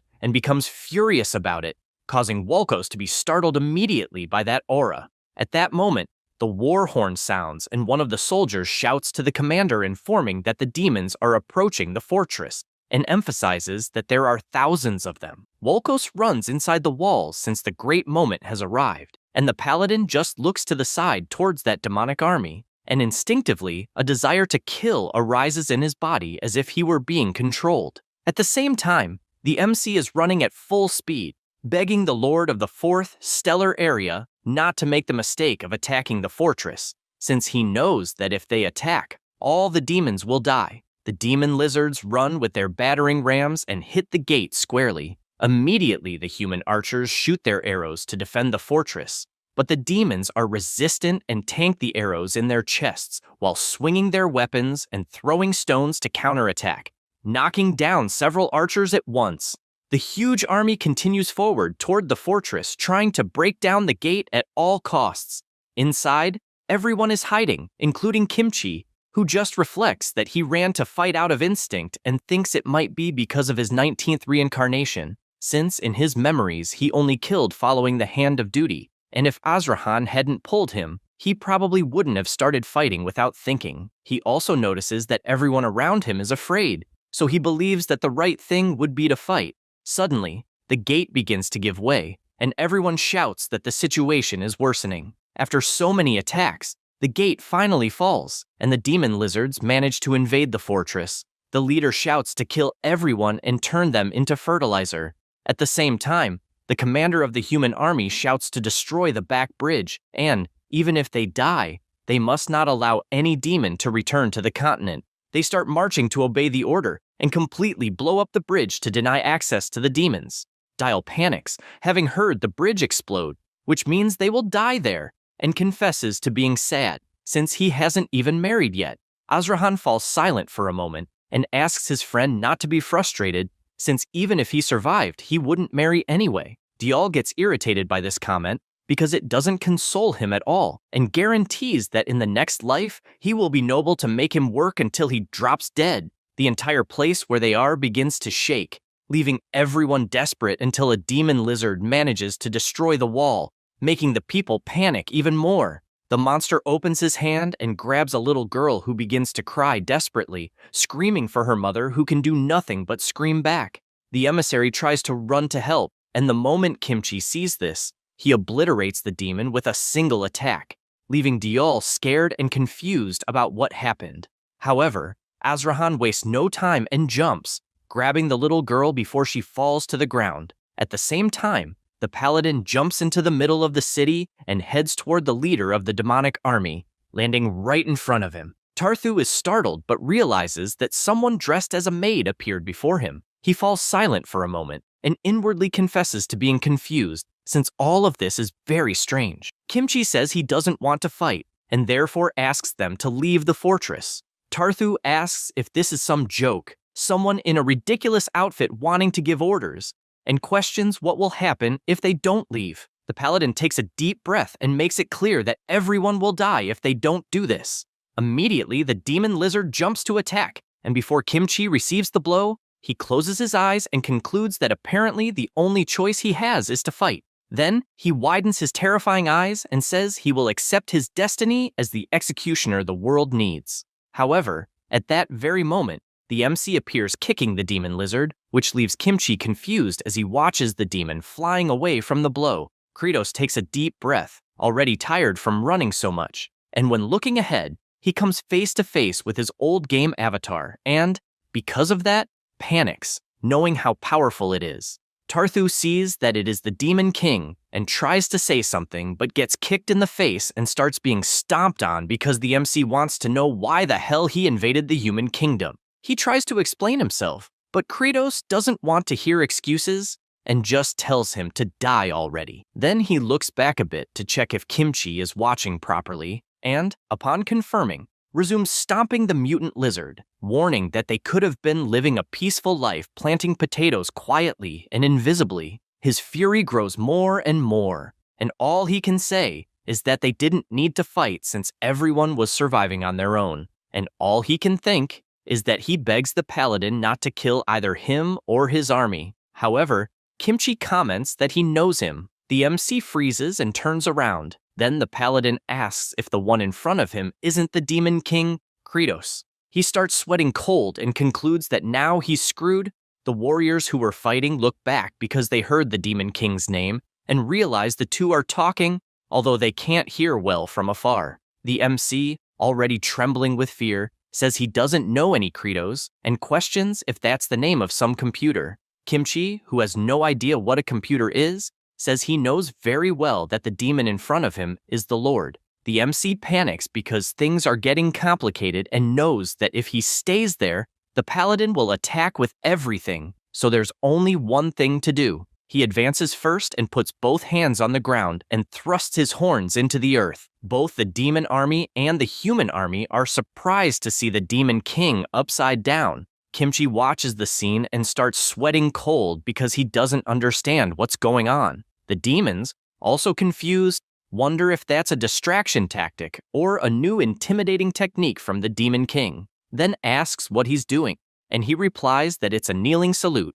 He explains it's a gesture used to show repentance or utmost gratitude, and swears he had no intention of invading human territory, saying the lizard left on its own. Kimchi says he can't believe a demon's words. Again, the MC lowers himself and pleads for belief, even saying he'll apologize more than 100 times if necessary. The demon's lizards are surprised, thinking that position brutal that Kratos is doing is similar to an angry bull digging the ground and worthy of a demon king. The MC keeps lamenting what happened, and though he knows it's a pathetic act, he's aware that if he doesn't do it, all demons will die, and he knows perfectly well the head of the house must take responsibility. Remembering his other life when he lived bowed down, the big guy laughs and questions if he really did what he was told, thinking it's very stupid since he'd certainly get screwed if he did. Anyway, the MC keeps apologizing, saying he won't let it happen again. The same applied when he was a child. Because of that, he knows he could endure any humiliation for his family. The MC keeps begging for forgiveness, but in Kimchi's head, he knows it's useless since his very existence is merely to kill the demon king. He raises his weapon, imagining he will first finish off the leader of the group and only then kill the rest of the demons. The MC keeps banging his horns on the ground constantly, which catches the paladin's attention, who notices the MC hits the ground exactly 10 times, then stops briefly, then hits again 10 more times, and for some reason finds that pattern familiar, always 10 by 10. Only then does he realize something and sees a player with his controller as if it were Kratos. He thinks exactly about the player's hand maintaining the pattern of 10 times, and even when digging the earth, the demon did it 10 times. And his memories before falling into a trap always awaited the exact timing of the 10 counts. The same applied to when rolling aimlessly, where there were no enemies, but always 10 times. Kratos says he apologizes Ultra Plus Master since he wants to keep living. Once again, this phrase gets stuck in Kimchi's head since he is not at all demonic, and all he wants to understand is why the player's hand appeared before him, but with the appearance of the Demon King. After thinking a little, he asks to stop. The MC, sweating cold, looks ahead, and he tells him to leave before he changes his mind. This fills the MC's heart with happiness, and immediately he takes Tarthu to take over from there, always thanking for that, and also warning that he will never forget that debt. Then he shouts for the 4 demon generals to retreat as well as the entire army, and that they must do it immediately. The demons are confused about what is happening despite knowing the order was given by the Demon King, and so they all start to flee, passing by the paladin, who just turns around and leaves. At that moment, Tarthu regains consciousness and looking at Kimchi, starts insulting him as filthy trash, and without thinking twice jumps from the MC's shoulder, directly attacking the paladin. Kratos panics, begging him not to do it, but it's too late since with a single move the paladin obliterates the lizard, throwing body parts in every direction. The MC starts sweating cold, and when he looks ahead, he realizes his old avatar is staring with a killing aura. He begins to panic since once again the situation worsened. However, Kimchi says he saw the demon acting on its own, and that it was not the Demon King's decision. He is surprised to hear this, and the paladin just turns and leaves. But after moving away a bit, he makes it clear not to dare approach the human territory, or he will kill him mercilessly. The MC just stands in shock hearing that. After all this inside the fortress, Azrahan asks Kimchi where he went since he disappeared suddenly, and everyone got worried. He says he had to deal with a quick fight. At that moment, the commander approaches and apologizes for being rude earlier, since everyone saw with their own eyes him defeat the demons instantly and even make another kneel. The hero stays silent, and the emissary is surprised since he did not know his new friend was so strong. Wolkos shouts for everyone to give 3 cheers to Mr. Kimchi, who defended their fortress. Immediately, everyone salutes the hero. He sees all this and thinks that for the first time in his 20th life, he broke the infinite cycle of carnage and chose the path of saving lives. He turns happy since he liked the result, but when doing so, his cloak opens and his clothes become visible to everyone who are shocked to see him dressed that way. Meanwhile, in the desert, there are people from the 4th star area. The MC is running at full speed along with the army. He finds it annoying since hunting so many demons delayed him a bit. Without thinking twice, he shouts for everyone to behave since he does not want to see anyone invading the human world again, or everyone will die. They reply they only did it because Lord Tarthu ordered it. The MC resumes walking and starts to imagine that following the normal flow of the story, there is no more place to use a system bug or fast routes, and so it takes longer, and all he wants is to return soon to supervise the royal potato planting. After walking a bit, he sees an abandoned well and knows that if it worked properly, he could move much faster. He says this because he knows it is the system responsible for instant transport and enhancements. He watches the well since he misses moving fast and realizes he really cannot activate it since he is not a paladin. However, a strong glow appears in front of him. It was a notification saying that due to the encounter with a paladin, a new game system was unlocked. Teleportation via abandoned wells was released. He barely has time to try to understand what is happening and starts being sucked in, turning into a whirlwind into the well. The system warns that all the posts he visited since arriving in the world have been activated and therefore asks which one he wants to go to. He thinks there is a post beneath the castle, but doesn't know if it broke during Planis's attack. The system informs that the well is intact, and he thinks that's great since it is the destination he wants to go to. The notification then says he will be teleported to the Demon Lord's castle basement, and all he can do is scream as he is sucked in. Meanwhile, Asura is with Flute rummaging through the rubble. Suddenly, she notices a glow coming from the ground and is startled when she sees the MC's horrendous face simply rising from the ground, breaking everything. She is paralyzed watching this and faints from fright.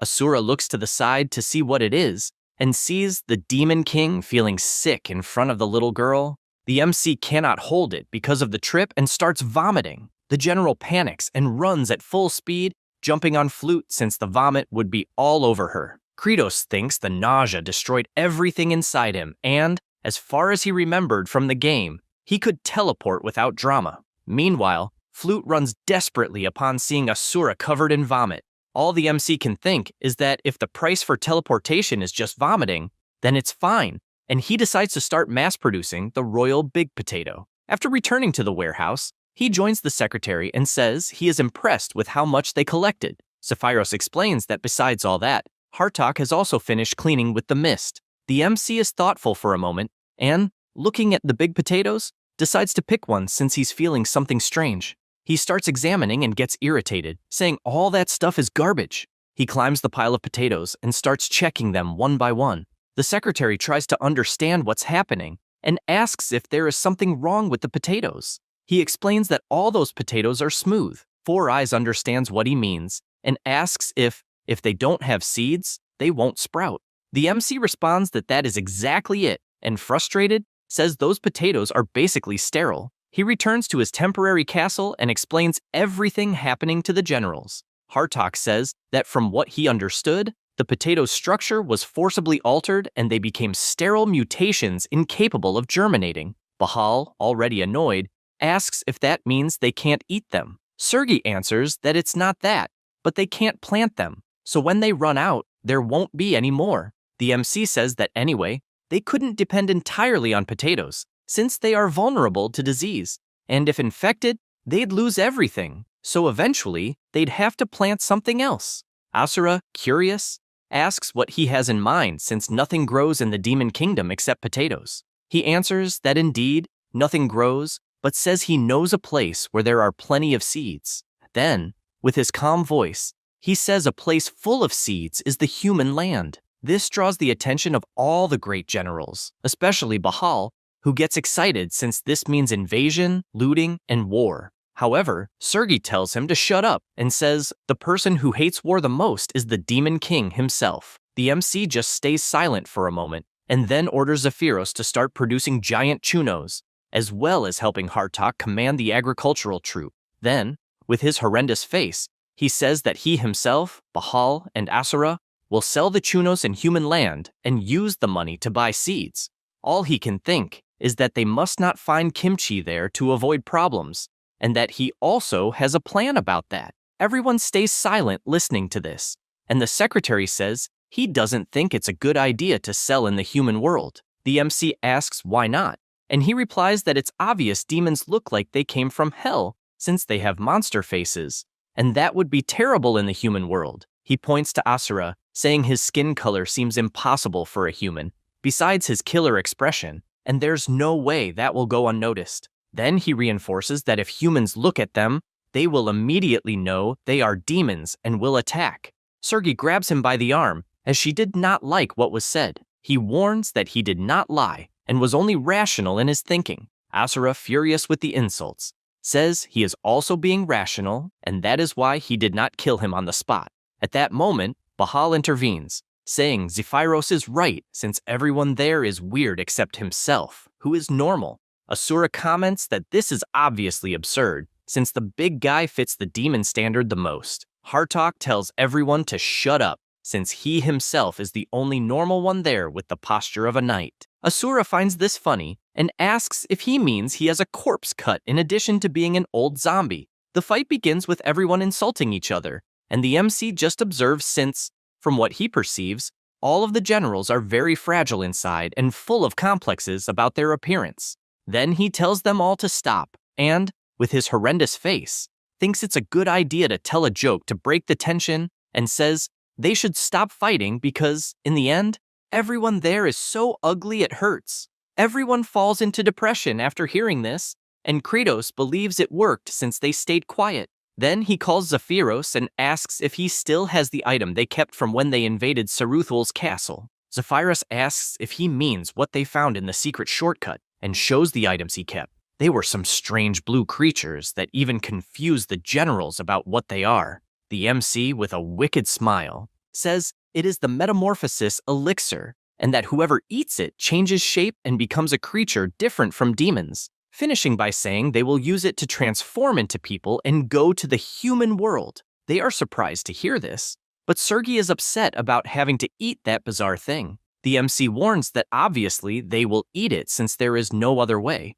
Immediately, Bahal takes one in his hand and throws it into his mouth, chewing in front of everyone to show how brave he is. However, he almost vomits, shouting that it's disgusting, but at that moment, his whole body begins to glow, and the MC, seeing this, imagines that the creature he will become changes according to the player's personality and hopes it won't be anything too aggressive. Smoke appears where the general is, and his silhouette shows that he has become a handsome man with red hair. Kratos is surprised to see what Bahal is like inside. Sergei immediately takes the creature in her hand, having found the transformation incredible, and after eating, another curtain of smoke appears. But this time, she is transformed into a llama. Zephyros appears with a mirror to show the result, and she is furious trying to understand why she became an animal. Next, the MC forces Asura to swallow it, but he transforms into a shoebill, also known as a shoe-billed stork, who is also furious with the transformation. The next was the MC,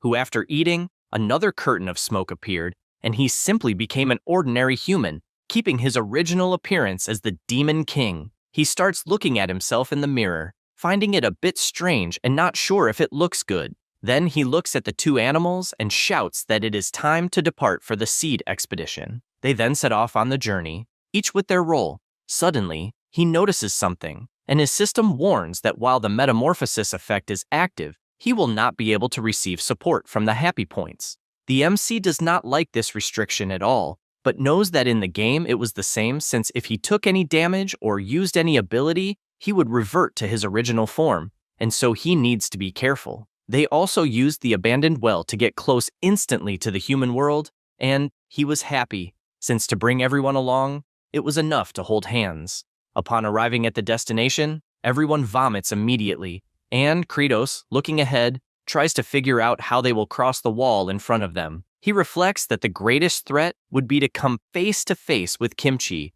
and supposes that the paladin is heading to the interior of the human land, since he was around there, and all he wishes is that he has already continued his journey, as quite some time has passed since their encounter. He tries to calm down, since he is in human form, so he thinks he will not be recognized, but he begins to tremble, because if for some reason he is recognized, he will be lost. After they approach, the trumpet is sounded once again, announcing that a suspicious group is approaching. The guards prepare themselves, asking if they are demons, but upon looking at the MC's group, they comment that they are just really ugly people. They go to the commander and remain silent for a moment.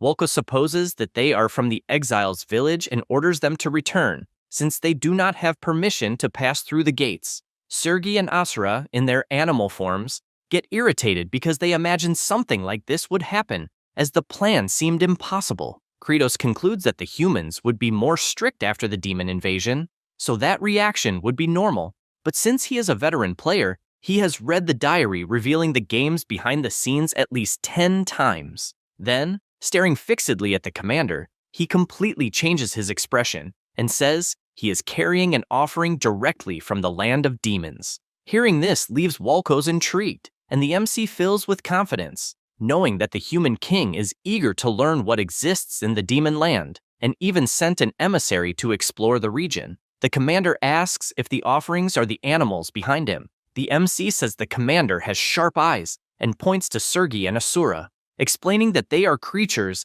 he captured in the depths of the demonic land, and indeed, the roasted meat is from another world. The two hear this and become outraged, not understanding what is happening.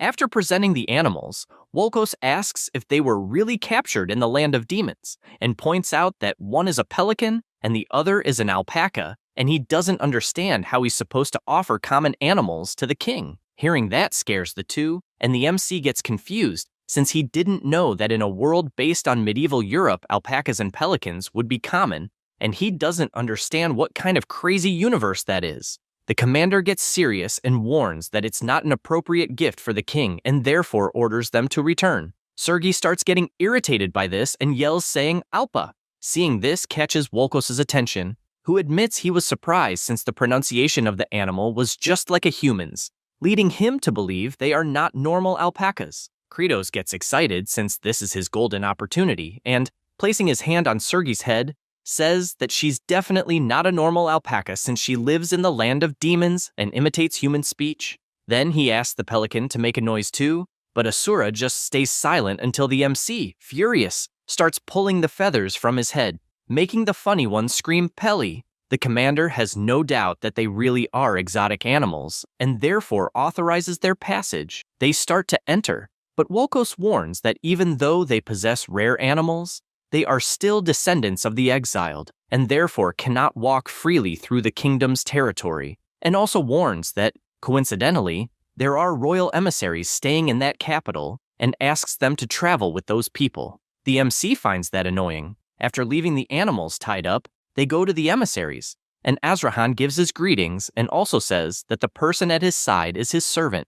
The MC introduces himself as Jiangqiul from the village of the exiled, and the person next to him is Bahabal. The emissary gets confused and asks if he's really from the village of the exiled, and points out that he stayed months in the village and never saw them there. This catches the attention of the guards, who immediately place their swords to the two's heads, questioning whether they are demons. Dial finds it interesting and asks his friend to wait a bit longer, and also looks at the face of the purple crazy guy. He says that, and suggests taking them along since they could be offered as a gift to the king since he's a pretty strange guy. Azrahan says he's worried they might be demons, and he says that's impossible. That said, the emissary cheers up and says they hadn't spoken before, so he didn't remember. Kratos likes the way things are going since one of the men is smart, and he can use him to his advantage. The other, he thinks, is just an anemic that he can drain as much as possible before discarding. Azrahan says they will depart immediately since one of his companions is waiting to join the group,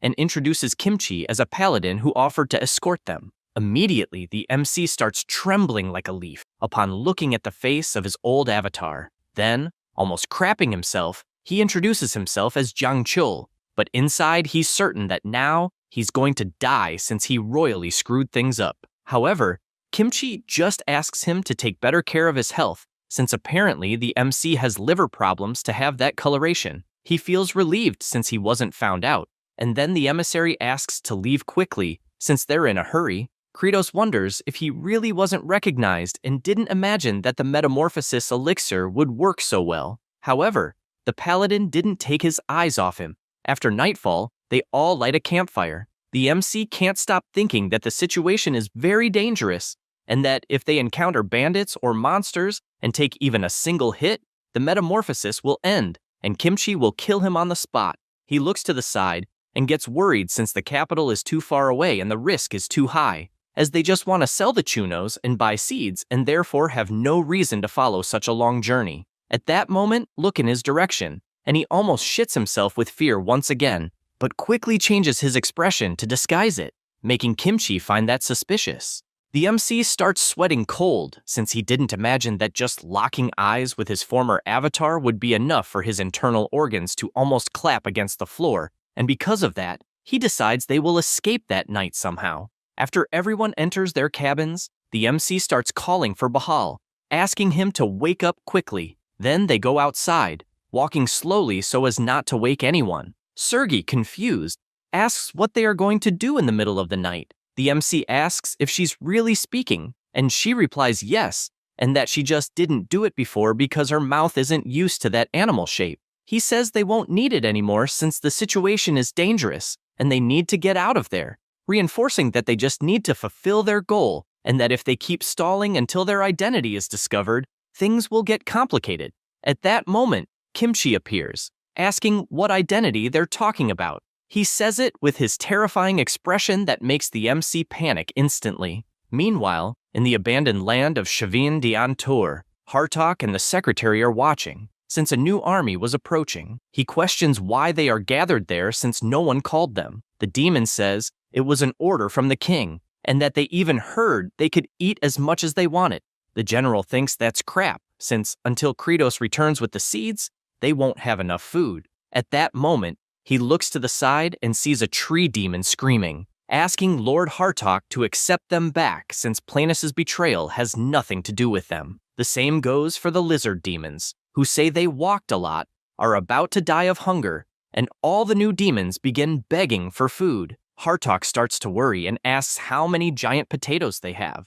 Zephyros just replies that they have plenty, but says the army is very large and there's still no forecast for when the king will return, so he doesn't know if things will stay under control. He becomes thoughtful about it and remembers Kratos saying that in his absence, Hartok himself would be the demon lord and therefore must think and decide as if he were the king. He reflects, speaking about this and his orders, asking each race to divide and define their living areas since he will provide food. Jungchul remains frightened, and Kimchi asks him to reveal his true identity. He starts sweating cold and doesn't know what to say, so Bahal asks why he is so nervous since he himself could kick until the enemy fell. This makes the MC even more scared to the point of asking not to start fighting out of nowhere and tells him to look closely at the hero in front of them since he is an overwhelming force. Kimchi calls everyone's attention, and just those words make Kratos shit himself in fear. The hero reflects that he knows well Jungchul's true identity, and that even the demon king who dragged the world into a war is seeking peace but doesn't understand what his true intentions are and why he is in that region, and deep inside only wants to know what he really feels. At that moment, the MC reveals that in fact they are not going to deliver an offering to the king. This surprises the avatar, but Kratos continues explaining that actually the land where they live has little food, but even so they need to cultivate, and reveals that inside the cart they are carrying special products and are there to sell the chunos and buy vegetable seed. Then he explains that to keep anyone from finding out, they tried to leave in secret since the capital is too far away, and that's why they wanted to go to a nearby city. Still sweating cold, he apologizes, asking for understanding since his people are going through great need. Kimchi slightly changes his expression, and this scares the Demon King. However, he imagines that there is something different in Jungchul's eyes, but knows he is not lying, and only then understands that the demons started eating humans because they had nothing else to eat. He then sighs and says he understood, but reinforces that even so, they cannot let them escape, stressing that young master, Raivai, only helped because they had an offering for the king, and therefore he cannot let him get into trouble, and suggests that they stop along the way to sell the chunos and buy seeds. However, he informs them that they will have to continue the journey to the capital, and as promised, the two animals will be offered to the king. Immediately, Kratos thanks him, saying that they have plenty of that trash in the village, so it's not a problem, and this leaves the two generals in animal form frightened, since they don't know if the Demon King is serious. However, in the MC's head, his plan is to buy seeds and run away at that very moment. The next day, they continue the journey, and the emissary asks if they can show what the food in the carriage is like. He explains that it's just a potato, a little larger than normal and nothing special, and so he gets up to show what looks more like mutant potatoes full of veins. The two observe for a moment, and one of them is shocked by what he saw, while the other wishes them good sales. Deal doesn't hide his surprise and asks to take those potatoes to the king since they look very rare. The MC is confused and says they are just ugly big potatoes, but in the end there is nothing special. He replies that even being ugly they are huge, and Kratos asks if he has never heard that size doesn't matter. The emissary bursts out laughing so much that his friend probably liked it because it looks like him. This leaves Dial furious to the point of imagining that one day he will get rich to buy his friend as a slave. They continue traveling, and the MC stops to reflect that there is a certain point since he can offer the potatoes to the king and maybe even get a reward since it is quite a unique potato. On the other hand, he knows that the most important thing is to get as far away from the hero as possible, since they need to escape before their true identity is discovered. Suddenly, the emissary calls everyone's attention and says that they have arrived in the commercial city of Daparakia. The MC managed to get a place to sleep thanks to the emissary, and the heroes group also got a room just for themselves. Obviously, the animals were left without rooms tied outside. He notices that the commercial city has many parts left over, but thought they were trash. Leaving that aside, they go to their first objective, which is to sell the chunos. Asura, worried, asks the Demon King if he will really hand them over to the king, and he replies that obviously not, since the general is a precious lightning rod. Sergei questions if the lightning rod service had not ended, and he said no, since he is only on a sabbatical year. She changes the subject because she found something strange and says that place is quieter than the demonic world, since it is deserted. The MC confesses that indeed the atmosphere is weird, since apparently the economy is not running well, and he worries if he will really be able to sell the chunos. He decides that just being worried will not change anything, so he puts all the potatoes on the ground and starts shouting, telling everyone to come closer to look at the giant potato the size of a head, offering one for 20 and two for 30. He continues promoting his merchandise, doing everything, and Bahal says he is embarrassed and asks if it is really the demon lord who is there. He tells him to shut up, since they want to survive, and shame is the least of their problems. He makes it clear that the demons who did not want to die of hunger ended up eating their own kind, and that if enduring shame is the price for survival, then it is far too cheap. These words touch Bahal's heart, who immediately starts helping, imitating what the Demon King does. Then the MC turns to the animals and tells them to help too, and thus the whole group practically starts dancing as a way to promote their products.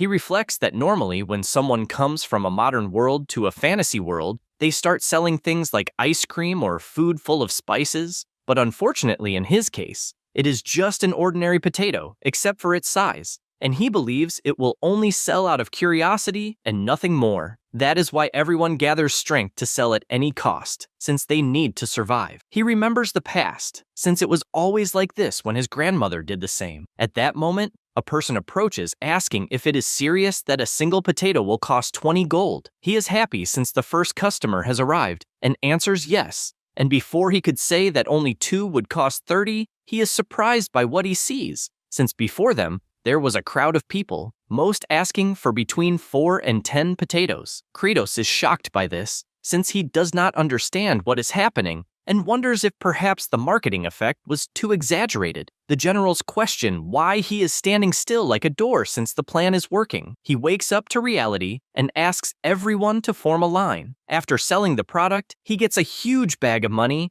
and is happy since they sold a third of the product very quickly, and, if rumors spread, they will be able to sell everything the next day. Because of this, he tells everyone to return to the inn while he himself will go buy seeds. And everyone celebrates since the plan is working perfectly so far. He arrives at a merchant who asks if he is trying to buy seeds, and if perhaps it is some kind of joke, since in that city, he will not find seeds anywhere. The MC is paralyzed, unable to believe what he is hearing. He asks how it is possible not to be able to buy seeds, and the merchant explains that most of the food and seeds are all bought at once by large trade associations. The MC asks where this place is, but the mustached man only asks if he is okay since he looks pale, but he only wants to know the location. However, the merchant gets scared and turns, telling him to ask the person who is approaching. The man draws the attention of the MC and asks if he is perhaps the one who was selling some huge potatoes.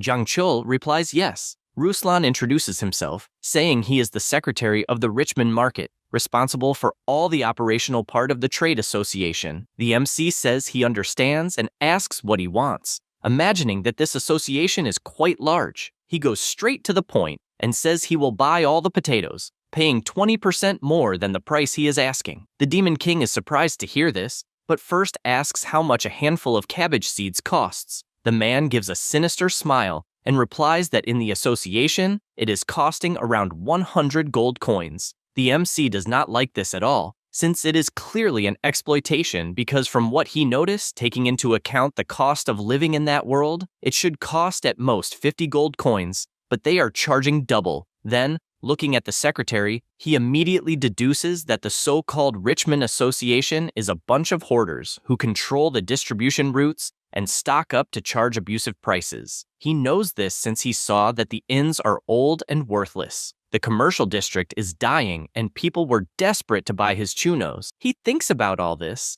and gives a bizarre smile that even makes Ruslan imagine what a scary face that is. Kratos reflects that even selling all his merchandise for the price they offered will not be enough to buy many seeds, but there is no law that obliges him to buy. Then he takes a quick look to the side and thinks that Kimchi is watching his every step and probably noticed that something is strange. So he gets excited since he managed to find a way to shake off the hero and still get the seeds. With everything settled, he asks if he really wants to buy the chunos, but warns that for that, he must call his boss. The man gets confused with this and starts shouting that the operational part of the association is handled by himself, but the MC does not care about that, saying that the secretary is just an employee and that the decision is above his position. He says this imagining that it is time to show that he is not a small merchant easy to fool. Ruslan gets furious and warns that he is the number 2 of the Richmond Commercial Association and therefore has practically all decision-making power. The MC asks if he is serious and orders him to pay 200 gold coins for each potato. The man is startled by this amount and warns that 200 is too much. Jang Chul laughs at this and asks if he is perhaps afraid and if he cannot decide. Then he says that probably their boss thought that a huge dried and processed potato is easy to preserve and yields a lot, and that if they sold it to the kingdom's army, it would be quite a business. Then he changes his expression and asks about the other side of the coin, since if they sell the potato at a loss but secure the supply of other products for the kingdom, in the end, they will come out at a loss. And that is why he wants to know if they will come out at a loss or a profit. Ruslan gets furious since he does not know how to answer, and the MC orders him to call the boss at once. After nightfall, rain begins to fall on the city directly on the 2 generals in animal form. Asura shouts angrily that he will not forgive the Demon King, but Sergei tells him to be quiet since there is nothing good about drawing attention by showing that he is a talking animal. The general asks since when she became so nice and asks if she does not feel angry about being dragged to the land of demons in that animal form. She confesses that she is finding it fun and says that she always had curiosity, since as a child she really wanted to know what that place was like.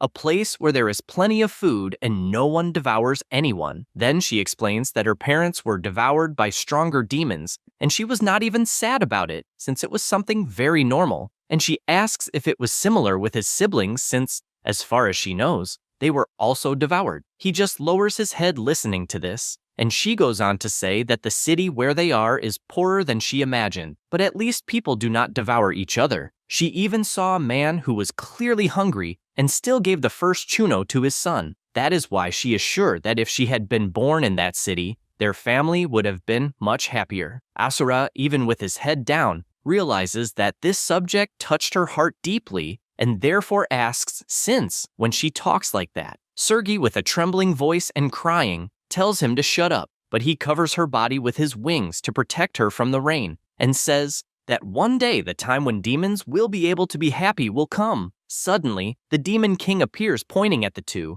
and both are embarrassed, saying that nothing much is happening. The MC grabs the two and tells them to come in since they need a strategic meeting. After that, he explains everything, and Asura asks if there really is a group that monopolizes all the food and sells it more expensively. Sergei doesn't understand why they would do that, just like Asura, who questions if it isn't a city with plenty of food. Then, there would be no need for something like that. The MC explains that it isn't fear of going hungry, but rather a group of people wanting to get richer. Bahal says he understands that when basic needs are met, the hierarchy rises and turns into the need for respect. But the MC questions what kind of meaningless intellectual talk that is. Asura gets angry since it isn't respect but merely greed, as there is plenty of food, and this makes him remember when his brother was devoured. The same goes for Sergei, who is upset because there are people who really go hungry for nothing, and she remembers when she lost her family. Bahal also doesn't like any of this,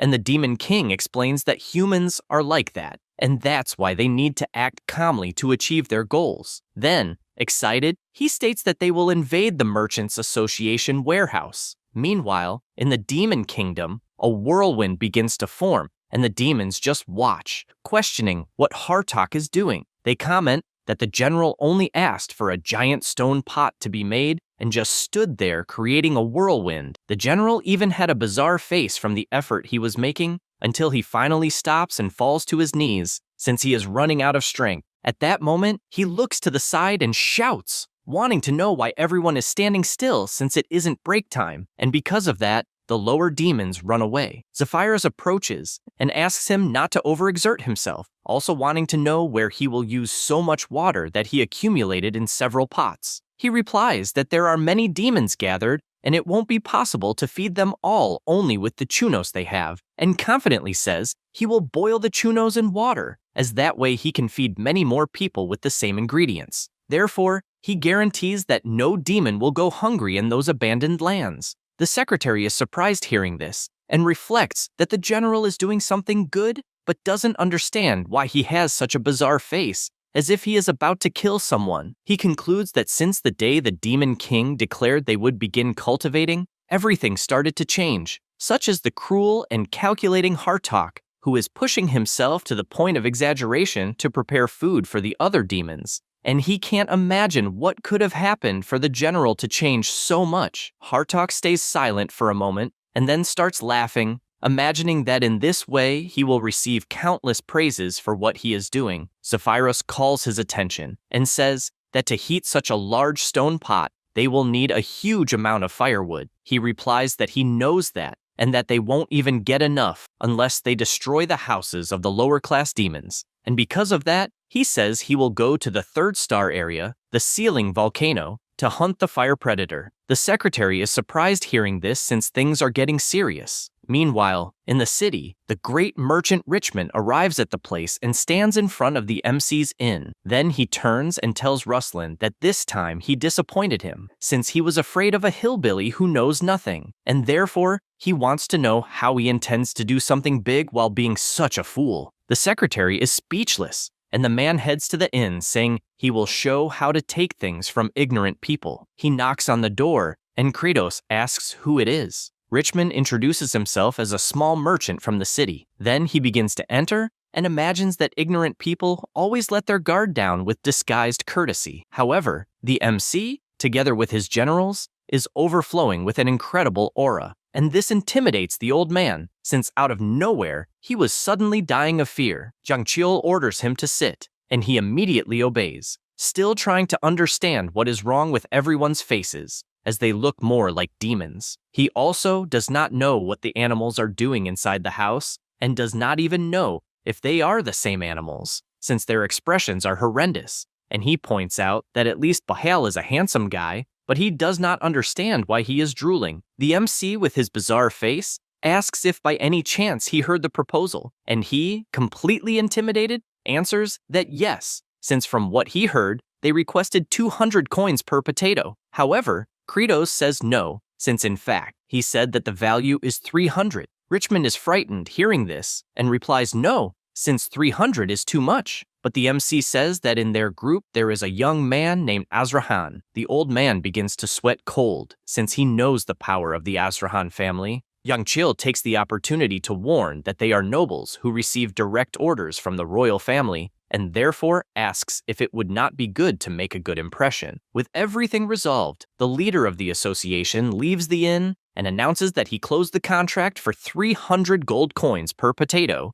and this leaves Ruslan inconsolable since he does not know how such an absurd thing could happen. The old man still orders the MC's group to be taken to the mansion, in addition to preparing a separate room for the animals, since it is included in the contract. The secretary does not accept this and asks why the hell he is being generous with ignorant people. He goes crazy and responds shouting that an immediate loss always turns into a greater reward. Then he turns around and can only imagine that in fact he was dying of fear. Meanwhile, inside the inn, Bahal says that he does not understand, since it is easier to kill to get the seats, and the MC says that it really sounds like an idea that the hard-headed one would say, but explains that if they start a fight and suffer any damage, the transformation will be undone, and it could become a war between demons and humans. That is why he asks them to avoid fighting as much as possible, since they need to take everything peacefully. Then, he raises his finger and orders them to listen carefully, since to monopolize the stock, the association needs 3 things: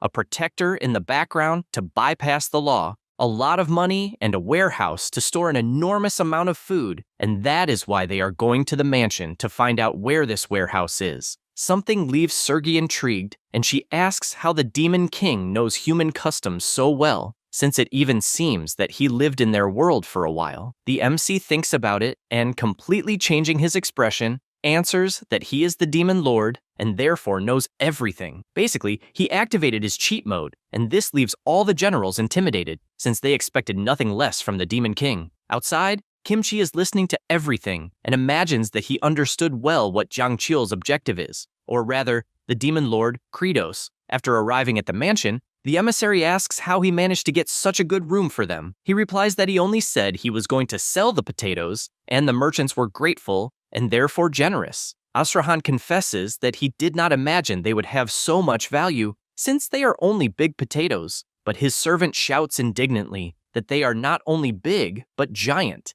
and in fact, it is exactly what they should offer to the king. Asrahan said that he really believed that his friend identified with the potatoes because they looked alike, and this leaves him revolted, wanting to know how the hell he looks like a damn potato. Then he turns around, asking if by chance he has already sold everything. The MC replies that yes, and he despairs since he is left without. However, Young Chil warns that they will be theirs again, since he intends to steal them, and at the same moment Dial says that he wants to be part of the plan. The emissary is surprised and asks what he means by stealing. He explains that he will literally steal everything the merchants are stocking, and this leaves Azrahan outraged, since he is a man in the service of the kingdom and therefore cannot allow such an act. But the MC says that he already knows that he would not allow it, but states that in the same way, he could not allow the practice of food monopolization in the city, which is even destroying the economy. The emissary is speechless hearing this. At the same time, the merchants continue traveling, and something catches Ruslan's attention. It was Jiang Chil,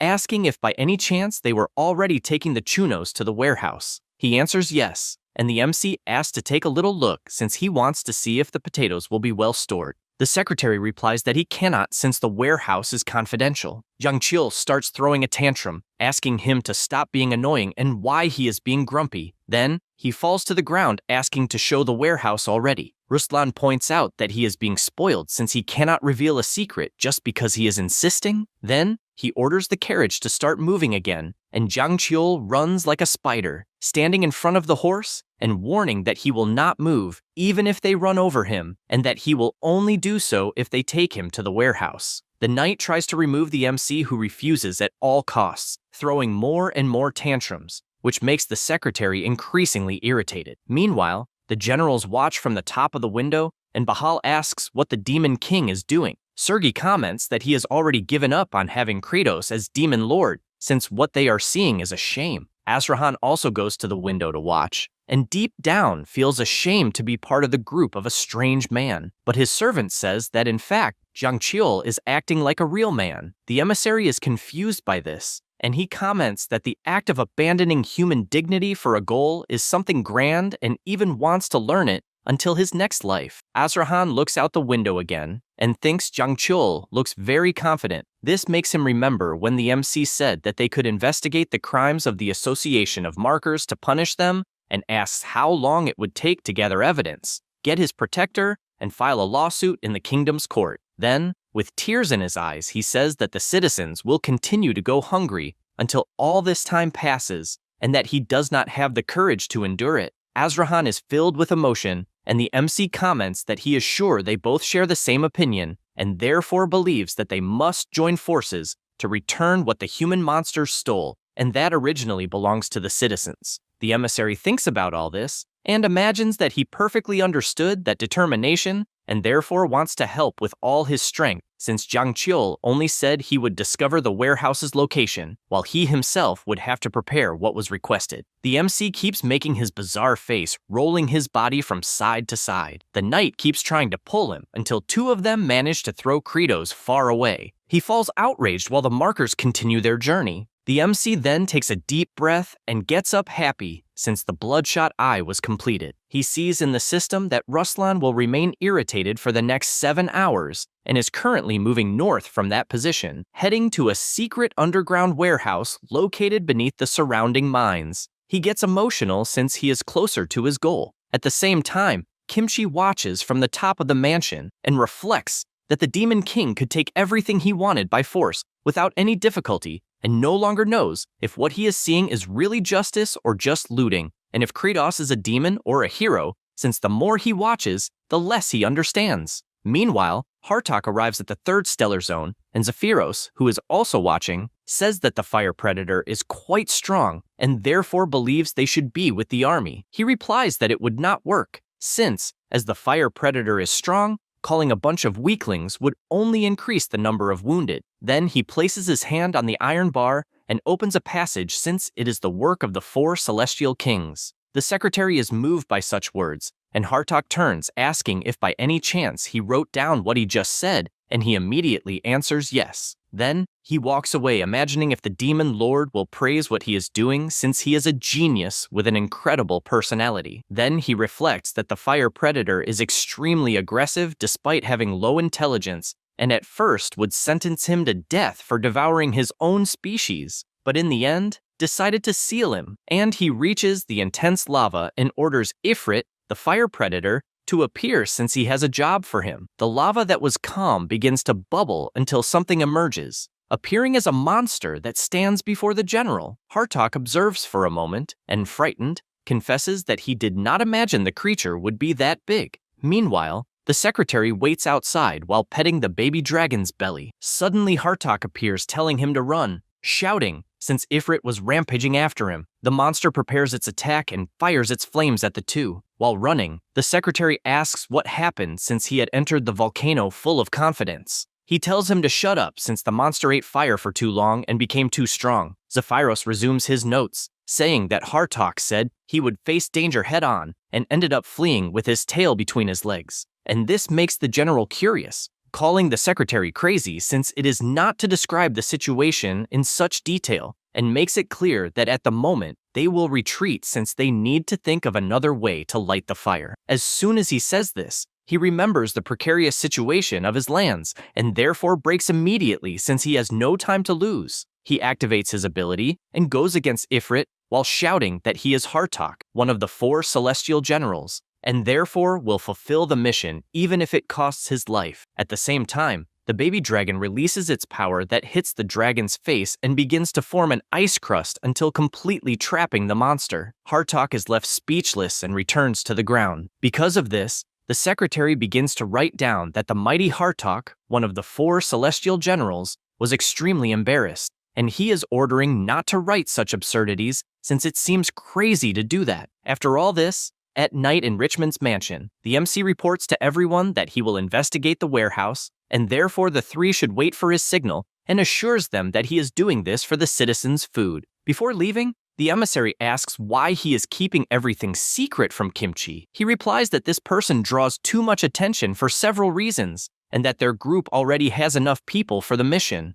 Asura looks at the handsome redhead and then at the two animals and just smiles, saying that he understood, but inside, he thinks it is better not to say anything so as not to start an argument. Kratos goes outside and runs through the houses since his plan to get the seeds while distracting Kimchi needs to work, and he is happy to see that the hero is not managing and therefore decides to do the scouting right away. He notices that there are 2 guards at the entrance, and after getting quite close, he walks along the roof until hiding behind 2 crates. He reflects that the security is very heavy, and he must make sure not to start a fight, since the biggest risk he is running is the metamorphosis elixir wearing off, because if the hero discovers his identity, it is game over. However, Kimchi is already behind him, and after the MC turns around and comes face to face with the hero, he almost has a heart attack. The hero comments that he knows the plan is to distribute food to the citizens, and therefore he also wants to help. Jung-chul asks how he knows this, and he replies that he has good hearing since even on different floors, he can hear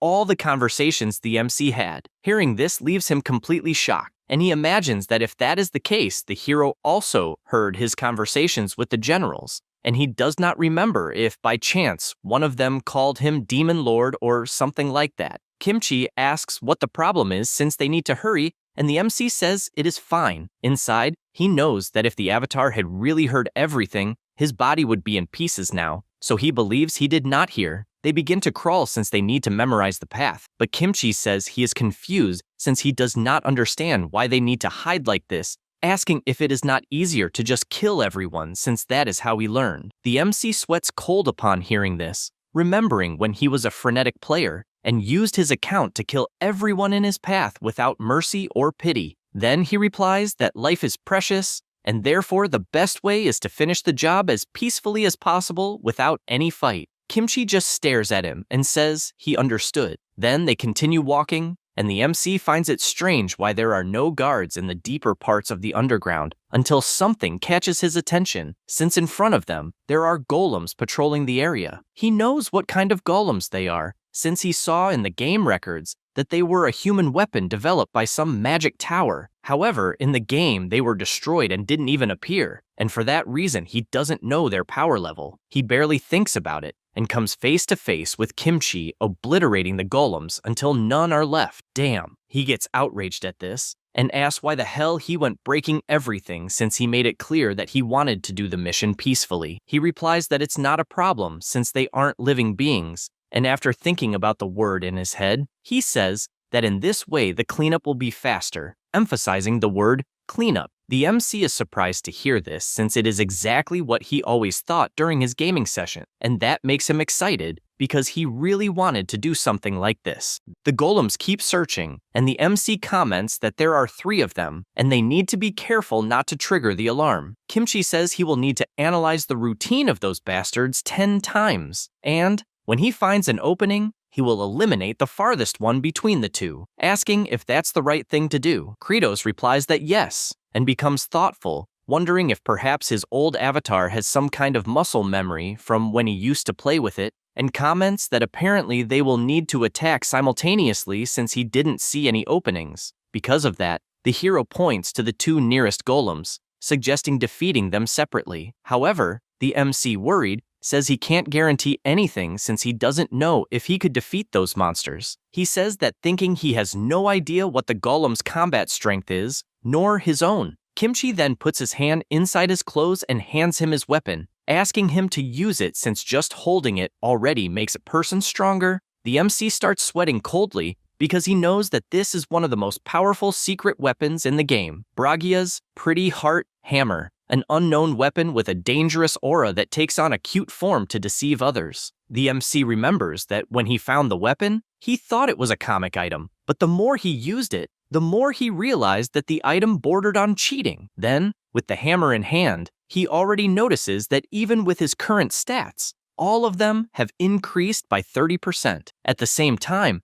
the hero puts his hand in his clothes again and pulls out a long sword, saying he will use it. Kratos can't believe what he's seeing, questioning if perhaps the avatar has access to all the items he had stored in the game's inventory, and if so, He's practically a god. The golems continue patrolling, and Kimchi, without thinking twice, charges forward. The MC panics, having no idea why he ran off like that since they needed to attack at the same time. Only then does he realize that the hero suddenly stopped, which surprises him because he notices that he was waiting for him. With everything settled, both move to attack and begin to finish off their respective golems. At that moment, the third golem turns its head, and the MC gets worried since he needs to duck and roll before being detected. However, as he does so, he realizes that the hero is making the same movement, and both use the rolling strategy, but with the hero landing the final blow that destroys the golem. He is surprised to see that Kimchi is not only fast, but also moving in complete sync with him.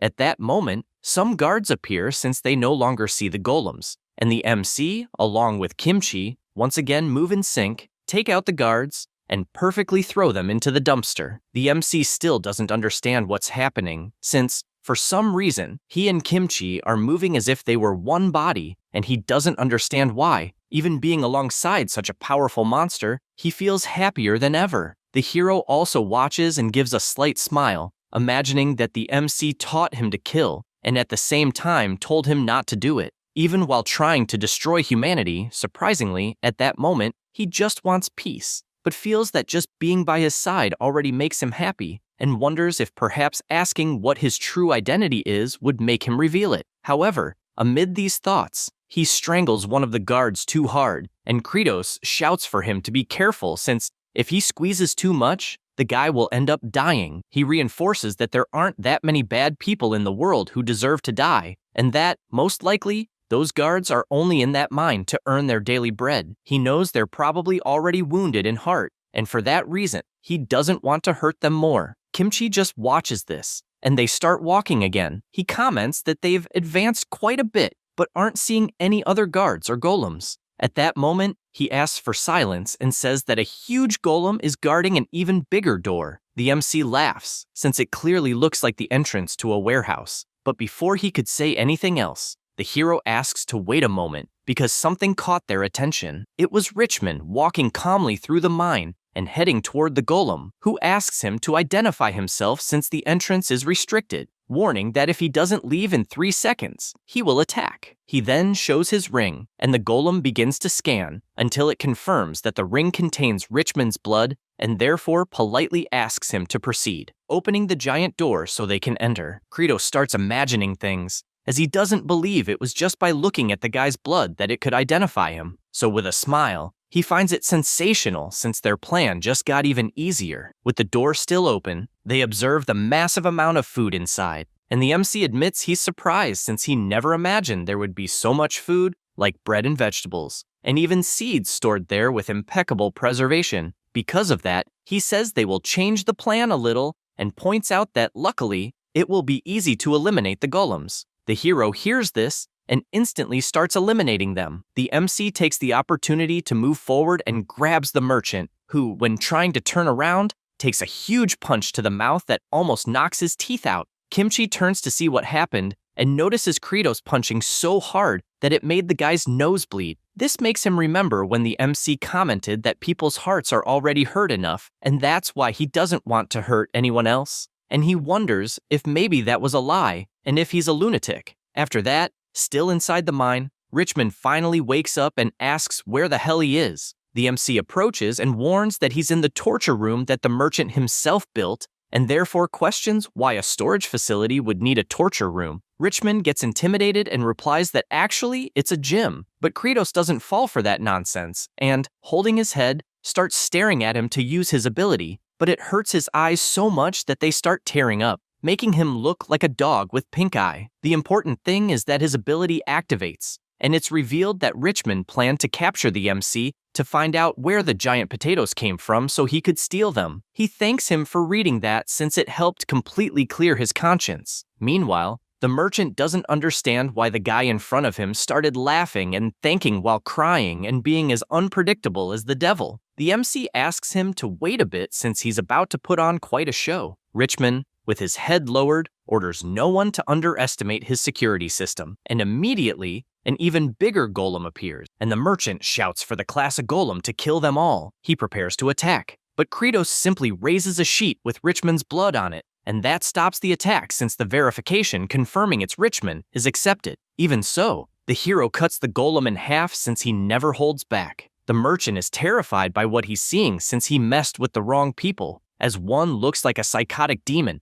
and the other is a swordsman who destroys a golem with a single strike. At this moment, the two return to the village, and Kimchi asks if the warehouse's security won't be reinforced. The MC replies that there's no need to worry since it won't help against the strength of numbers. Immediately, the demonic generals start shouting that the clearance sale at Richmond Company's warehouse is underway, and, together with the emissaries, announce to everyone in the city that they can go to the warehouse and take whatever they want. People are surprised but unsure if they can really go there and take anything. However, Kratos appears and shouts for everyone to take as much as they can carry. Hearing that leaves the population in ecstasy about what they're about to do. At the same time, the warehouse guards notice something and ask what the hell is going on, since they don't understand why the citizens are approaching en masse. They warn that it's private property and order the golem to stop everyone. The population becomes frustrated since they knew that Richmond is the kind of guy who would take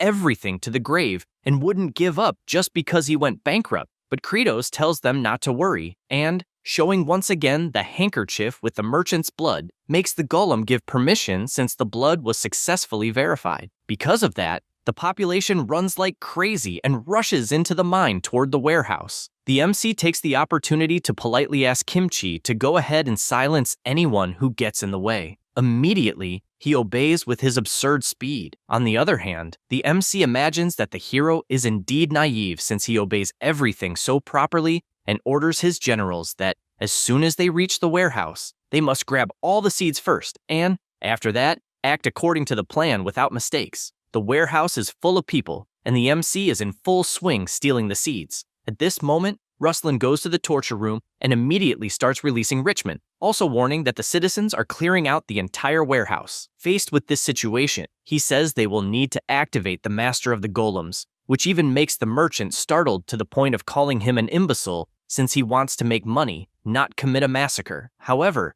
Ruslan lowers his head and, furious, asks what's the difference from what they've done so far, since it makes no sense to follow a nobody who just turned into a beggar. Richmond becomes furious at this insult. Meanwhile, people start running away happily with the food they grabbed until a golem appears, warning that theft is not tolerated, but it's useless since Kimchi appears, and with a single move, cuts it in half as if it were butter. The MC, however, keeps going at full speed since he knows the hero is busy protecting the citizens and that the emissaries have also run off to help, so he got rid of everyone who could interfere. He concludes that if they can escape through this opening, everything will be resolved. With that in mind, he shouts that they are leaving, but at this moment, the ceiling begins to shake, and he gets confused about what's happening until a huge part of the ceiling breaks and falls toward the people grabbing food. Without thinking twice, he shouts for his generals to hold the massive stone, and before it can hit the woman and her daughter, all four of them appear, holding the ceiling with all their strength. Only then does the MC look to the side, and Ruslan appears, calling them vulgar thieves, and, with his high-level golems, warns that he will kill everyone until he gets the food back. Meanwhile, in the demonic realm, the lesser demons throw the chunos into the pots, and with Ifrit tied to the ground, one of them gets ready and hits him on the head, making the dragon spit fire toward all the pots with potatoes, which immediately begin to boil. This result excites everyone since it worked. Zephyros tells Hearttalk that everything is going well, but notices that he's sulking because he couldn't capture the fire predator in a cool way. Because of that, he writes in his notes that the one who captured the dragon was Tibone, while Lord Hearttalk was disappointed with his own pathetic figure. That makes him furious, telling him not to describe his emotions until his reaction changes when he sees the secretary writing that everything was only possible thanks to General Hearttalk's brilliant plan. He didn't expect such praise. Moreover, the lesser demons celebrate since the leader's idea was brilliant, and the amount of food multiplied several times,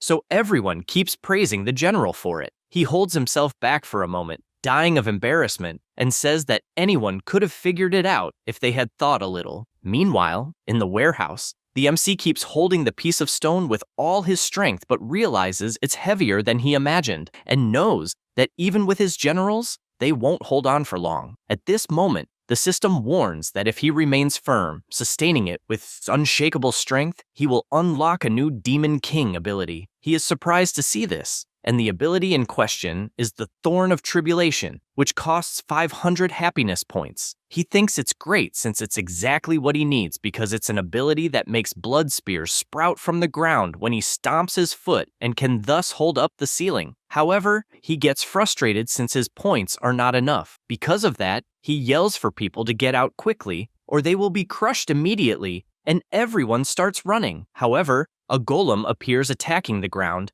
and Ruslan makes it clear that if they step outside, they will die by the golems, and if they don't, they will die crushed by the ceiling. The MC calls the guy a bastard, and the ceiling keeps getting heavier, forcing him to exert even more strength. Ruslan warns that he is not the same useless man as Richmond, and guarantees that he will crush everyone without mercy if he feels like it. He then lifts his leg and steps on a citizen's hand. Kratos becomes furious upon seeing this, and exerts more and more strength to try to lift the ceiling as it's about to crush the people. At that moment, he looks to the side and sees a message saying that the demonic army is feeling happy eating delicious food, and because of that, his points start rising like never before. He has no idea what the demons are eating, but he doesn't complain since his points are increasing absurdly at just the right time. Indeed, everyone in the army is eating very well, while the generals watch with smiles on their faces. Because of this, Kratos' current points rise to 15,761,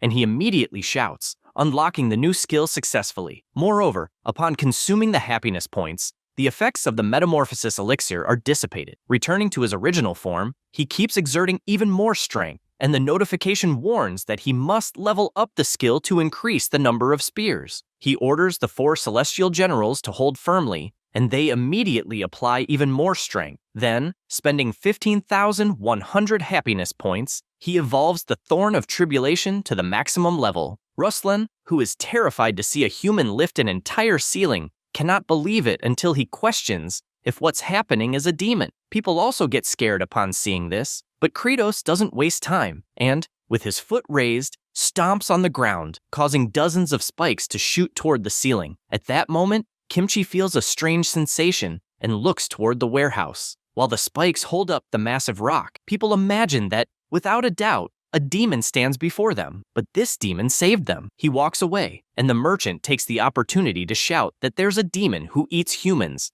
and that everyone must wipe out his kind. However, the MC asks if this is some kind of joke. Then, after grabbing the hero's hammer, questions who is truly eating humans. Ruslan is startled and doesn't understand what the hell that rod with a heart is. The MC firmly holds the item, which begins to change shape, revealing a frightening eye that starts to materialize somehow. At that moment, Kimchi arrives at the scene and is shocked to see Kratos holding a demonic sword completely different from the one he had given before. This one is the sacred sword, Bragya. Kratos makes it clear that he doesn't forgive people who are cruel with food, and, after preparing himself, since the golems are charging to attack, he raises his sword, which is overflowing with enormous power, and after striking toward the golems, they are all obliterated by the devastating power of the sword, which destroys everything beside Ruslan, who remains paralyzed with fear. At that moment, Kimchi appears and comments that apparently Kratos was about to kill a human, and that, in the end, he's nothing more than a demon. The MC is startled by this, and,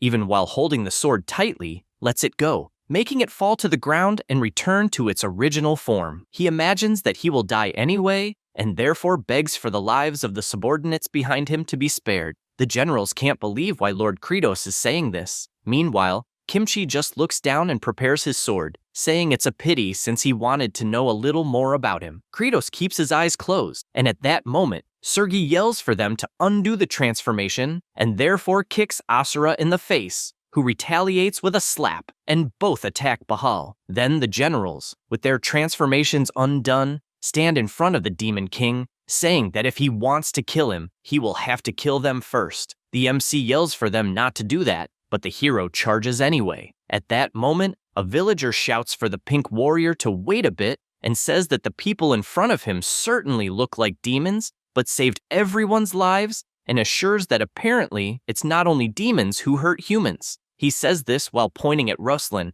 who becomes enraged and shouts that he would rather destroy everything than let anyone keep the food. The MC is startled to see this and starts shouting for everyone to be careful since it's a self-destruction device. However, it's already too late because the merchant pressed the device, and then the mine, which had been calm, collapsed with several explosions occurring in the area. The people outside are frightened, but the explosions become increasingly stronger to the point of destroying everything. Azrahan screams desperately since there are many people inside, but becomes startled upon seeing 4 people flying and wonders if they are demons. The MC, along with the generals, lands on the ground and shouts that they've been discovered and therefore need to run to the demons' territory. Richmond, who is being carried, asks why the hell he's being taken along, and the MC replies that apparently the rascal is good at managing food, and therefore, from that day on, will manage the demon's warehouse. He's shocked, unable to believe such absurdity, and then the demons flee like never before. Meanwhile, people are in shock watching the fire consume the entire mine, but the hero's silhouette appears,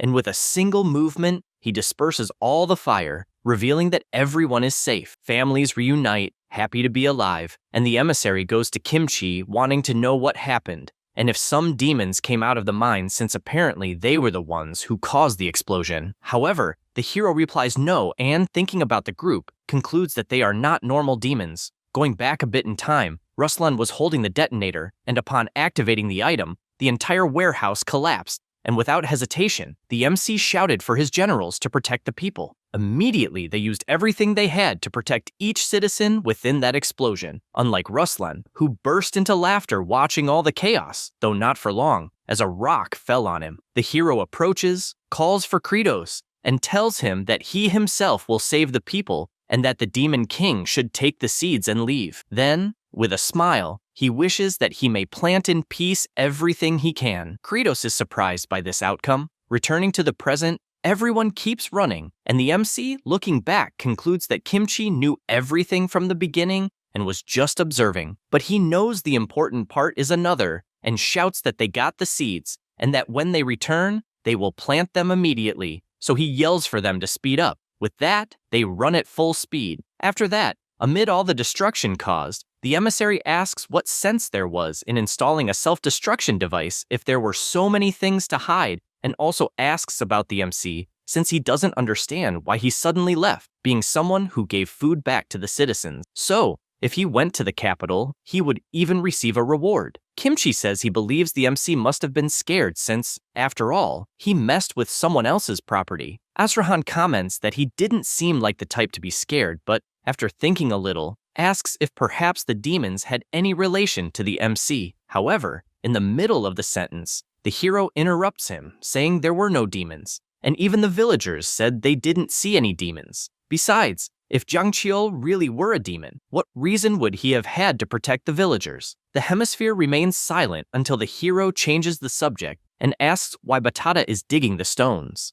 Azrahan replies that his servant is looking for anything of value and therefore tells him not to be greedy. However, his expression changes when he sees him shouting that he found Chunos in the place and can offer them to the king. Meanwhile, at the rear of the fortress of Magrat, the water begins to bubble and the MC, along with his generals, appears. Since the fortress has reinforced security and they will have to take another route, they continue fleeing until some guards who are observing notice that there are some people heading toward the abandoned land. The MC doesn't understand why his heart is beating so fast, but comforts himself, since at least he has the Demon King's body, so he doesn't run out of breath easily. After some time, the sun begins to rise, and in the demonic kingdom, Flute is drinking soup, enjoying every sip with her father. He asks if she wants more, but she refuses since she is full. Besides, she says they need to save food, because if the Demon King appears without the seeds, that porridge might be their last resort. Her father asks her to trust Kratos, since he will definitely return with the seeds. However, she says that if he returns with nothing,